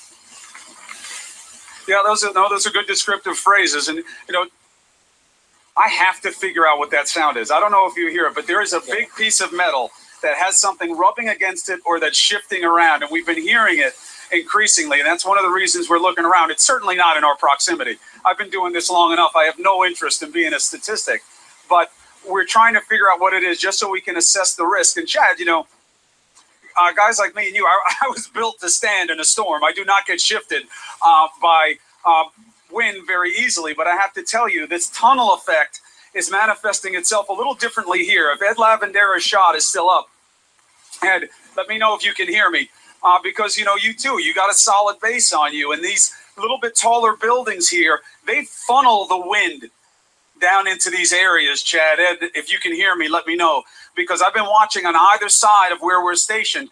The wind comes through, and it's like turbocharged through these avenues, and that's where the trees have really been getting plucked off like twigs. And I think that's part of dealing with the topography, you know, that these buildings, like this gust as it comes through now, it's magnified by this channel as it's coming down, and we can see the trees here just not faring as well, the buildings not faring as well, and we'll see what it does over time. Chad, let me give you a little chance here, Dave. All right, so this is an avenue. This is 5th Street, right? And this is Park Street here, 5th Avenue South, Park Street. As this wind comes down, we've been watching. This tree is a shocker. They're very wisely cabled it. Cabled it literally means what it sounds like. There are pieces of wire inside that tree holding it together, you know, as a reinforcement to its integrity. And what a difference it's made. I can't believe it's made it. Because right down the street, Dave, if you can take a cheat, look down the sidewalk, a tree of equal size didn't make it. And now we're getting more of this effect of it.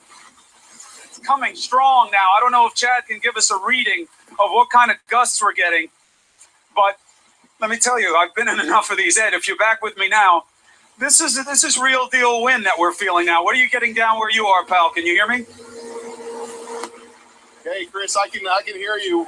We're here in essentially downtown Naples, about a half mile away from the Gulf Coast. And then if you look back in this way, this is looking back toward into town. We're watching this center over here with the white tarp, and that rooftop there has been buckling up and down rather severely here for the last couple of minutes. So we'll continue to monitor things like that.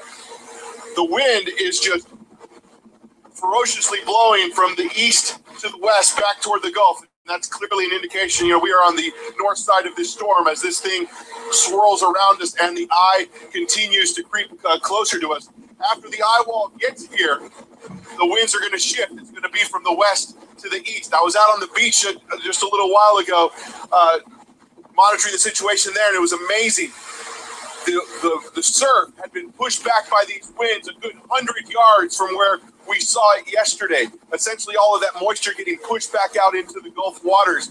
And as we stand out here, we're obviously keeping close tabs on what's coming from our eastern side over here, Chris. You know, here the danger is that things are flying around so quickly that these large palm tree branches that we have seen flying off trees relentlessly throughout the day continue to do so.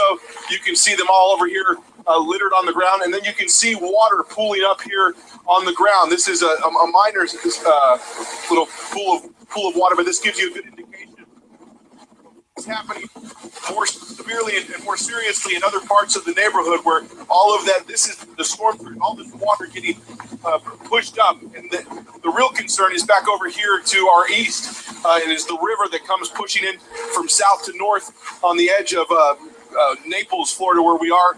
And it is that water and in that marina, the water with these winds going to get pushed up towards the north. And that's what's going to cause that storm surge in a lot of parts here of the Naples area and Fort Myers, all the way up into Tampa as well. So that is the concern here throughout the day. And obviously these winds are going to be a major concern as well. Structurally, everything seems to be holding rather well from what we've been able to tell. It's things like this, as I mentioned here off the top, Chris, this tarp on top of this what I believe is a recreation center. I have to double check that. But that you can see that kind of buckling back and forth, probably designed to do that to a certain extent. But as we get closer to the wall of this eye of this hurricane, it is structures like that could come ripping apart here as these winds become the most fierce. Chris? All right, Eddie. Do me a favor. Let's pace ourselves. Get back inside. Keep yourself and the photographer safe for a little bit. We'll start checking in with some other areas. But before we do, Chad, if you're still hearing us, Chad Myers, what can you give us as a reading in terms of the gusting? Look, we're all worried about the water. The storm surge is going to be the tail of the tape here. That's what kills us in hurricanes. You tell us all the time. The lethality is from drowning. The wind just gets the headlines. Mm-hmm. But just to measure where we are in terms of the part of the process, what are we getting right now that Ed and I are feeling? I think what you had was just clocked at 81 miles per hour. And the yellow on the map here, I know you can't see it, Chris, but there's a yellow area on the map. That area just went over Marco Island right there with 130 mile per hour gusts. So the winds are going to get 50 miles worse miles per hour than what you just saw as this eye wall gets to you. And if you're on the south side of Naples, you're already feeling it. If you're on the north side of Naples, you aren't in the eye wall yet. And Chris, you're not seeing it yet. You're going to be, honestly, in 5 minutes, the pictures coming from your camera, if we can keep you on the air, are going to be amazing. But I want you and the photographer and the producer to please stay safe because this is about to get real. Well, okay, absolutely. You know, we do the job on a regular basis, so it's not the first time, and that's important because often when it is the first time, you're a little bit overly ambitious. But you're making me feel my age, Chad, because what I'm getting hit with right now feels a lot more than 80. Maybe it is just because, again, of the dynamic of the building. So let's check in on another area here, because again, as Chad's been educating us throughout this hurricane coverage, these areas that we're going to start going to, now we're going to go to Punta Gorda, they are especially vulnerable to the components of a storm like this kind of breadth, this kind of duration of impact. For these areas that can't take much, they're particularly vulnerable. So, Miguel Marquez, Punta Gorda, what are you dealing with there now? Well, we're dealing with what Chad has been talking about a lot today, and about how this storm, you really get a respect for the power of Mother Nature with this storm. I'm standing on the marina, on the muddy bottom of the marina here. You can see the mussels all the way down to the bottom. This wouldn't be possible except that the water is being pushed all the way out of the bay here, out to sea, as this storm is coming around from the top of us, pushing everything out. When that eye wall passes and it changes direction, everything that must go out must come back in. So they're expecting a 5 to 8 foot storm surge in this area. They're talking about 3 feet of standing water, 3 feet of water on land with a 5 to 8 foot storm surge. Basically, a giant wave that would sweep in here. Very low lying areas. Look at this down here. This dock should normally be floating here, but that boat, it's sitting in mud. All the boats in here are pretty much sitting in mud. They would not be able to get out. The weather, we're a little protected by this jetty here, but the weather here has definitely taken a turn. We're probably at 50 miles sustained winds and probably gusting up to close to 60. It's going to get worse though. This is about halfway. They're expecting category 3-ish winds in this area, 110 sustained gusts up to 135. I want to show you this. That debris you see out there in the bay, that's the old bridge. They knocked it down years ago. People in this area haven't seen that in years and years and years. They have 2 new bridges across 41. It's likely that emergency services in this area have stopped now because winds are up over 40 miles per hour sustained. And authorities are saying at this point, shelter and stay in place. Don't try to get anywhere else. Stay where you are. But that storm surge now, the wind is coming, and that's going to do damage. But that storm surge is what they're really worried about. 60% of Charlotte County is in evacuation zones susceptible to flooding. Chris? All right, Miguel, please keep me honest on what's going on with you when the situation changes. We were just dealing with one little piece of hurricane hypocrisy there. I was trying to shoo somebody back inside. They poked out to sea because we're starting to get more violent gusts. And we get the inconsistency of the message. You know, we're saying, hey, don't come out here, it's dangerous, and they see us out here. But again, we are here in part to satisfy that kind of curiosity, to inform of what the situation is on the ground, to let people know and first responders know what's going on with the situations in their area. But you don't want to be out here if you don't have to be. All right, let's get to Ed Lavandera. I understand you found a way, Ed, to show people what's going on without exposing yourself to too much of it, because this is definitely picked up. So what do you have, my friend? Hey, look, just so people understand what we're doing, we are inside, or kind of tucked away underneath a building that is protected on 3 sides, so it shields, especially our photographer, from the worst of these winds, and we're able to kind of jump in and out of the scene here as safely as we can. So that's kind of the way we operate, so that people understand if they do have that curiosity. But we are watching the winds as the camera angle that you're looking at from where our viewpoint here is looking toward the south, toward the eye of Hurricane Irma, and that is crossing the Marco Island area, which is about 20 miles south of where we are. And you can see the intensity of the winds here, by far the strongest we have experienced all day. I anticipate that this will only continue to worsen here over the next couple of hours. And that wind you see, it puts you from the left side of your screen.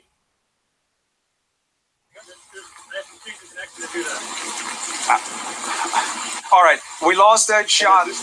We'll make sure that he's okay. Oh, he's back now. Keep going, Ed, if you can. We're back, Chris. We're still here.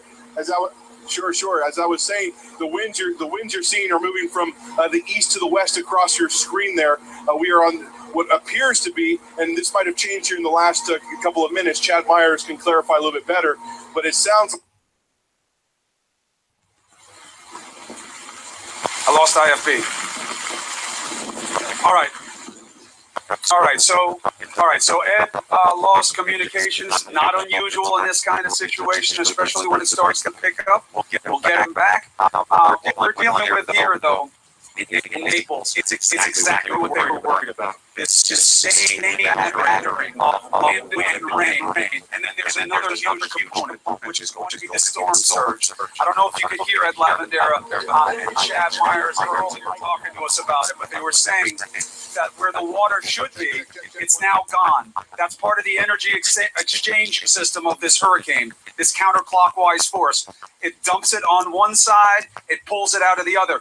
Chad Myers, if I can bring you in here, we haven't had that water come back yet, at least not in the main. And when it does, it's going to be bringing friends in the form of a surge. That's what we're worried about. How will this combine with that flow of water? What will the net effect of that be on this population? Well, just issued was a flash flood emergency. Now, that is above flash flood warning, and that is because the water will come crashing back on shore and is about to do so here at Marco. If you are, let's say, here, your winds are now beginning to push this direction and this entire area from Everglades City all the way back down into the Everglades, flooding, flash flooding, 10 to 15 feet. If you're still here in Naples, the wind blowing offshore and not bringing your water in yet. But Marco, the eye just went by you. And as soon as that eye gets to the other side, all of a sudden the wind are going to shift and the wind are going to move that water back in. So from where we are now, Chris, in your harbor, somewhere 4 feet below where we should be, we're going to push all this water back in and possibly be 15 feet above where we should be. It's the bubble of water that happens below a hurricane because the air is being sucked in. It's a low pressure. There is a bubble of water, and yet there's also the forward motion. Well, now the forward motion of that bubble has stopped. It has stopped because land is now in the way. For a while, Key West was in the way, and so was Cudjoe Key, but those were just islands, and the water just ripped right on by. The water kept going, and now it's smashing on shore from Marco back over to Everglades City and eventually to Naples. Now, if we can get Chris's shot back, I can see Chris now. The wind is still picking up for you. You have at least another 30 miles per hour to go, Chris. So all we're trying to do with your shot is stay on the air, because we want you to be safe, but we also want the people just north of you to know what they have in store, because it's coming. No, that is definitely the point, and I appreciate the concern. And my PJ is a good man, but Dave, I need you to pop off the sticks for a second and come up here, just so we can give them a sense, because you're right. If you are in Naples or in parts north, you have to understand here's what's coming your way, because these cities are very similarly constructed. Fan to your right, Dave. All right. This is where it's happening. These trees, these structures here have been taking it for hours, and we are seeing them start to give way. There were more of them not so long ago, and a lot of them, as you can see, they're going to be particularly vulnerable. And the concern is, where do they go? When these trees start to come, with these gusts that are increasing, where do they go? What windows do they hit? What structures do they hit? What does it do to power? What do they rip up with them from under the ground? And then what does the soaking storm surge do to those situations? All right, get back inside, Dave. What happens? Help Dave get inside. What happens once these trees have ripped up? You good? You good? Once these trees have ripped up with their root system, a lot of the power here that is underground and the water rushes into it, that's when you get a power outage. Now we're nearing about 2 million customers here without power. Now it's flooded. And that goes from hours or days to weeks for recovery. Now, I believe Ed Lavandera is back up. Ed, if that's true, pipe up and let me know what you're seeing from where you are. Here. I think we got cut off a little bit last time, but we fixed up our microphone situation here a little bit better. But as you were saying, Chris, earlier, the winds you're seeing on the north side of the storm, pushing from the east toward the west, and that is what you're seeing right now. And as the eye wall of this storm gets closer, the winds will only intensify them. If the eye does come right over where we are, we'll obviously have that lull here in the system for some time. But that does not mean by any means that the threat is over. Then the winds shift. We'll be on the backside of the storm. The winds will come from the west to the east, and that is the concern of the storm surge. Officials here have been saying over the last couple of days that storm surge could reach anywhere 10 to 15 feet. We've already seen water several blocks away from where we are starting to rise in some residential neighborhoods. The question is, where exactly is all that water going to go, and how high will it go? But once the storm passes through, and it is the Gulf waters that are starting to get pushed in here inland, that will be of major concern and something we'll have to continue to monitor. Everyone here that I've spoken with in Naples over the last 24 hours measures hurricanes by what happened here in 2005, Hurricane Wilma. Talking to the mayor yesterday, he said, I asked him if that's a fair comparison, if that's really any way to kind of prepare for this. He acknowledged, look, that's the only barometer we have at this point, Hurricane Wilma. And that was an incredibly strong storm here in this part of southwest Florida. But whether or not it will be any true indication of what this storm and hurricane is bringing remains to be seen. But that's their measuring stick at this point. I have a feeling that Hurricane Irma is going to be a completely separate measuring stick for this community as they see what kind of damage this storm surge here brings to this community. You can see and feel the intensity of these winds. Chris, you pan back over here to the left. You look back over here at this one particular structure. All the structures around us that I see continue to hold up rather well. It's this tarp on top of this rec center area over here that is still a major concern. You know, when you're looking into the rain, it's very disconcerting. You don't know. I'm going to step out here a little bit, so we'll leave up that shot so I can speak a little bit more clearly. But it is that tarp there as it buckles up and down, and wondering just how much longer it is going to last and whether or not it's just going to rip apart from that structure and just get shredded here in those winds. So we'll continue to monitor that, Chris, as these winds and the eye of Hurricane Irma gets much closer here to Naples, Florida, in the southwest corner of the state. Well, this is what they were worried about, is that a place like Naples that's already very tight to sea level was going to get hit for a long time by Hurricane Irma. And unfortunately, that's what seems to be happening. Dave, if you can pan over to the left, this is the direction that Ed is. You can see the water coming in sheets sideways. You know, obviously the wind is going the way that the trees are going, but there are sheets of water going that way. And each one is like another punch, you know, another tenderizing blow. And this is a fight of many different rounds, and they've been taking it for round after round here. And remember, what the knockout is from Chad Meyer's perspective is this storm surge. And we still haven't seen it yet, but there is flooding around Ed Lavandera. Do you think that that's just groundwater and rain that you're seeing there, Ed, or do you think it's some kind of sign of water coming from the Gulf side? No, I don't think water is coming from the Gulf side yet. I think a lot of this is rainwater that is pulling up on some of the lower lying areas of the streets.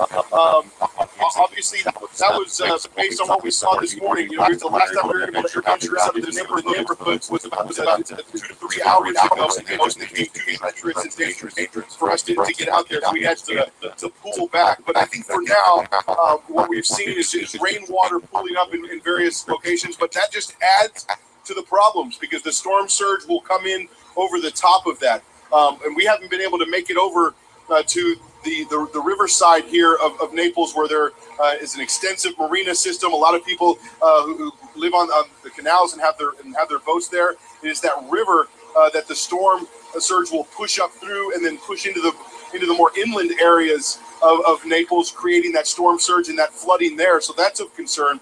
But once the eye passes through, that's the point where we start worrying about the Gulf water surge coming in to the area. And that'll be fascinating to see just how much this city can withstand that surge coming in from the Gulf of Mexico. And we'll see what condition those streets are. Everyone that was on the western edge of Collier County and in Naples was told to evacuate. By far, everything that I had seen but maybe a handful of people on the western edge of this city over the last 24 hours. And according to various officials that we've spoken to, they feel like the vast majority of people evacuated those homes, either went to shelters here in Naples or started taking off and left town several days ago to get away from this storm. So that is the good news. It sounds like human life in the path of this storm, for the most part, has evacuated. Of course, that is not to say that everyone evacuated. First responders know that there's always going to be a segment of the population stubborn to leave and willing to ride it out in these conditions, so that they're prepared for that. And in speaking with the police chief on Marco Island, which is about 20 miles south of where we are, and that is a barrier island with about 16,000 people call that full-time as their home. The police chief told me last night, as the storm was starting to approach, that he believed that most of the people had evacuated the area, but they are on the island. 80 first responders, police and firefighters on the island, dispatched in various locations, high-level locations around the island to prepare for this. Those people are in the middle of this storm, perhaps even in the eye of the storm as we speak, probably trying to gauge the situation. But they had deployed boats, watercraft into various areas, prepared to launch any kind of high water rescues if need be, or if anybody was trapped and wanted to escape after that. But they're obviously waiting for the worst of this storm to go by. Chris? All right, Ed, you dip inside, get everything together. Let me know when to come back to you. But Dave, I want to go back to Miami and check in with John Berman. But before we do, let's give you an opportunity to just get what it is here right now. You're not going to hear from me. It doesn't mean anything's happening, but just try and catch some of this sound and the sights of what is going on in Naples, Florida right now. Dave's going to give you the full pan of the situation and just take it in for what it is.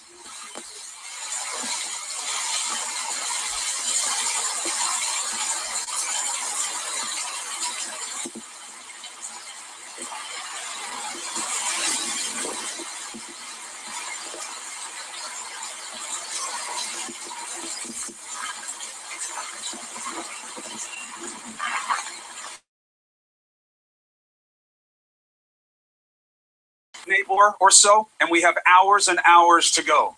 This is it. This is Mother Nature at her worst, and we're going to hope that we respond with human nature at its best. To John Berman down in Miami, we know you've been seeing it like this. We're getting some unique aspects here, John, because of this corridor effect we're getting where we are in Naples. How is it where you are?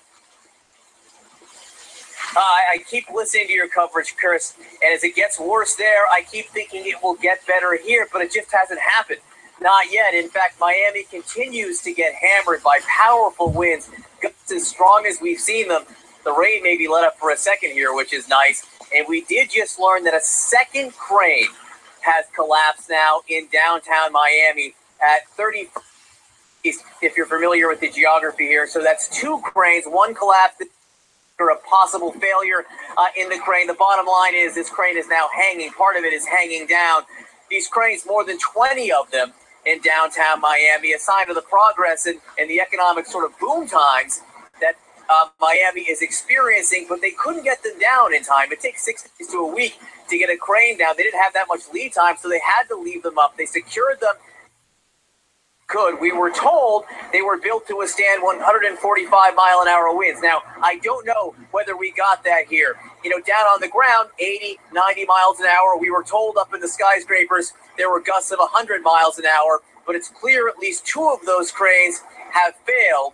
Authorities are telling people not to go anywhere near the areas of those two cranes. And, of course, it's not just the cranes that are a problem, also the storm surge. Very much what we anticipate to see on the west coast of Florida. A very real problem at this moment in Miami. The streets that people know so well, Brickell Ave, covered in water. And it's very hard to move around these areas. And they're exact areas that Miami officials ordered mandatory evacuations for. They wanted people out because they were scared of just this thing.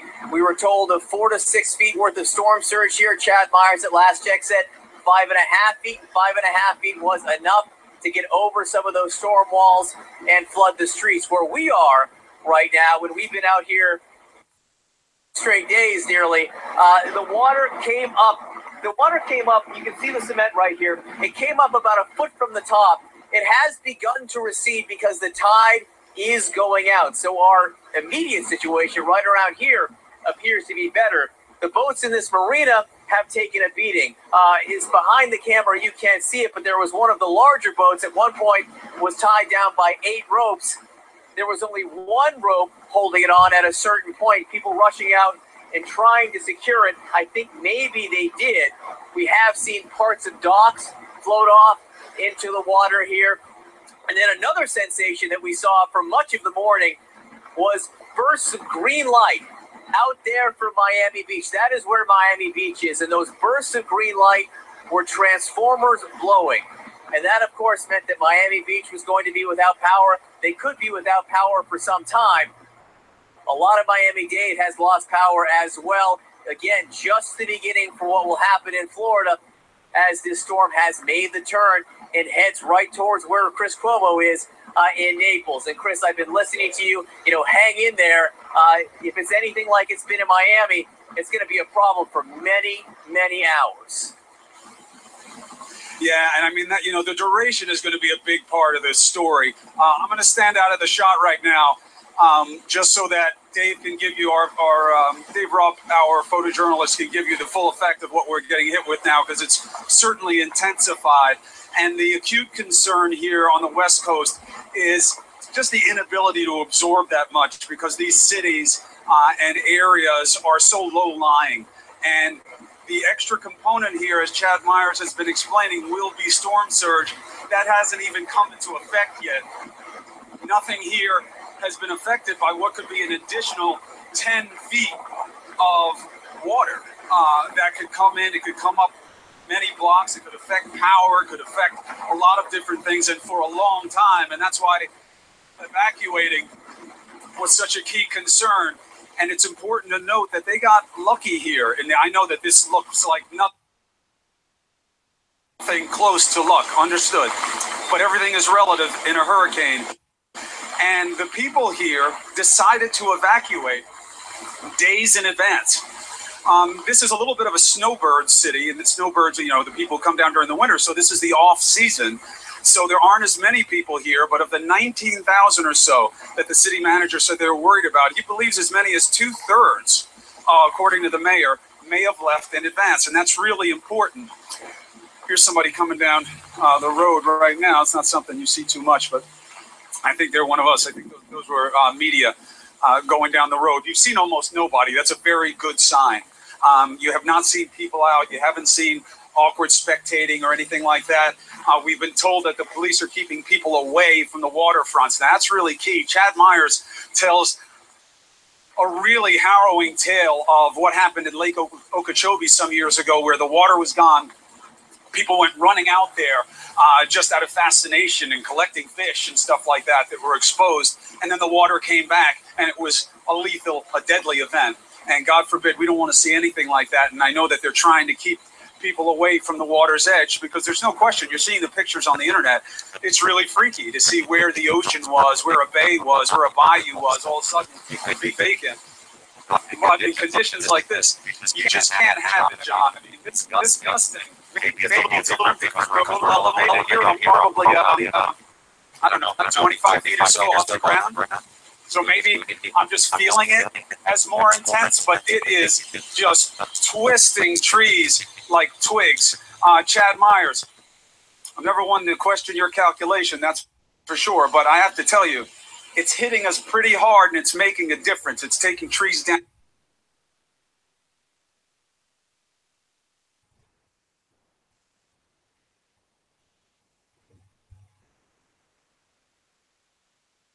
With pretty much ease right now. I'm watching trees and parts of trees flying through the air. It's picking up, my friend. What can you tell us? It is going to continue to pick up. And I know that doesn't sound reasonable. And you can ask John how long he's been standing in that brutal weather out there. I feel for you, John. You have a little while to go. I mean, honestly, it was an hour ago I said, you're halftime, now you're third quarter, but you're not fourth quarter. And for you, Chris Cuomo, you are now in the lightest part of the eye wall. the lightest part of the eye wall. You went through a small little outer eye here, and that's now moved to the north. Our Chris Cuomo right there, downtown Naples. But the major part of the eye wall here, you can see the difference in colors in the red. That is about to move over you. I would say that's 3 minutes away, and that is what's going to be hitting you as soon as we toss back to you, essentially. There's the eye wall. What I have noticed for everyone in Tampa is that the storm has slightly turned right. I don't know if it's a wobble or a trend, came out of the Keys, and now it has slightly turned to the right. If that continues, Tampa, you're going to be in much better shape tonight because the storm of the eye of the storm will be right over land for a longer time. The original forecast was for it to come something like this and stay half on land, half off land, and that would continue to be a strong storm all the way to Tampa. If we continue to see this, then we won't see a stronger storm in Tampa tonight at about 8 or 9 o'clock tonight. But there is the eye of the storm right now. Chris Cuomo heading to you. I can see damage already on some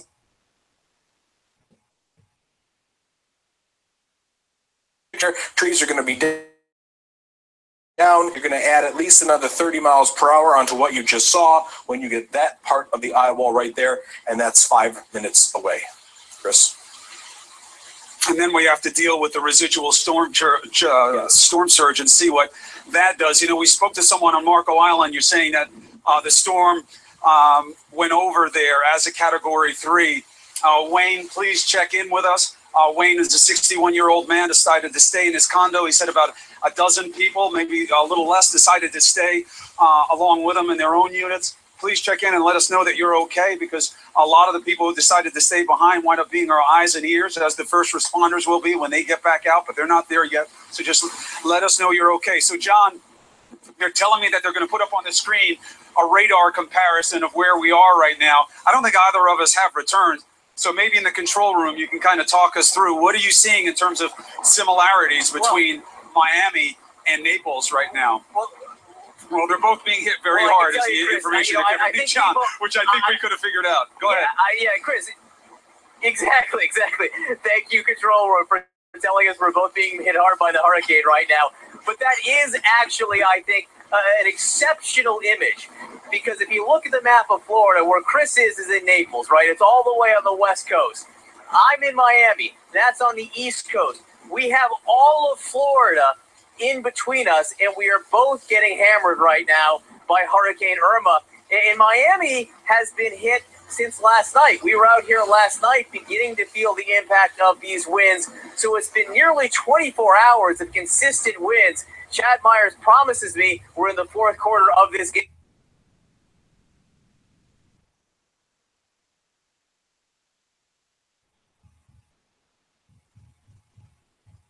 If it goes into overtime, I'm not talking to Chad anymore ever again. Chris, you have a lot more ahead of you. But again, you know, Chad's the meteorologist here. It feels to me like the size of this storm is highly unusual. And the fact that it's delivering the force on both sides of the state is something we haven't seen before. And it's a contributing factor, frankly, to what you're about to see there with the storm surge as well, Chris.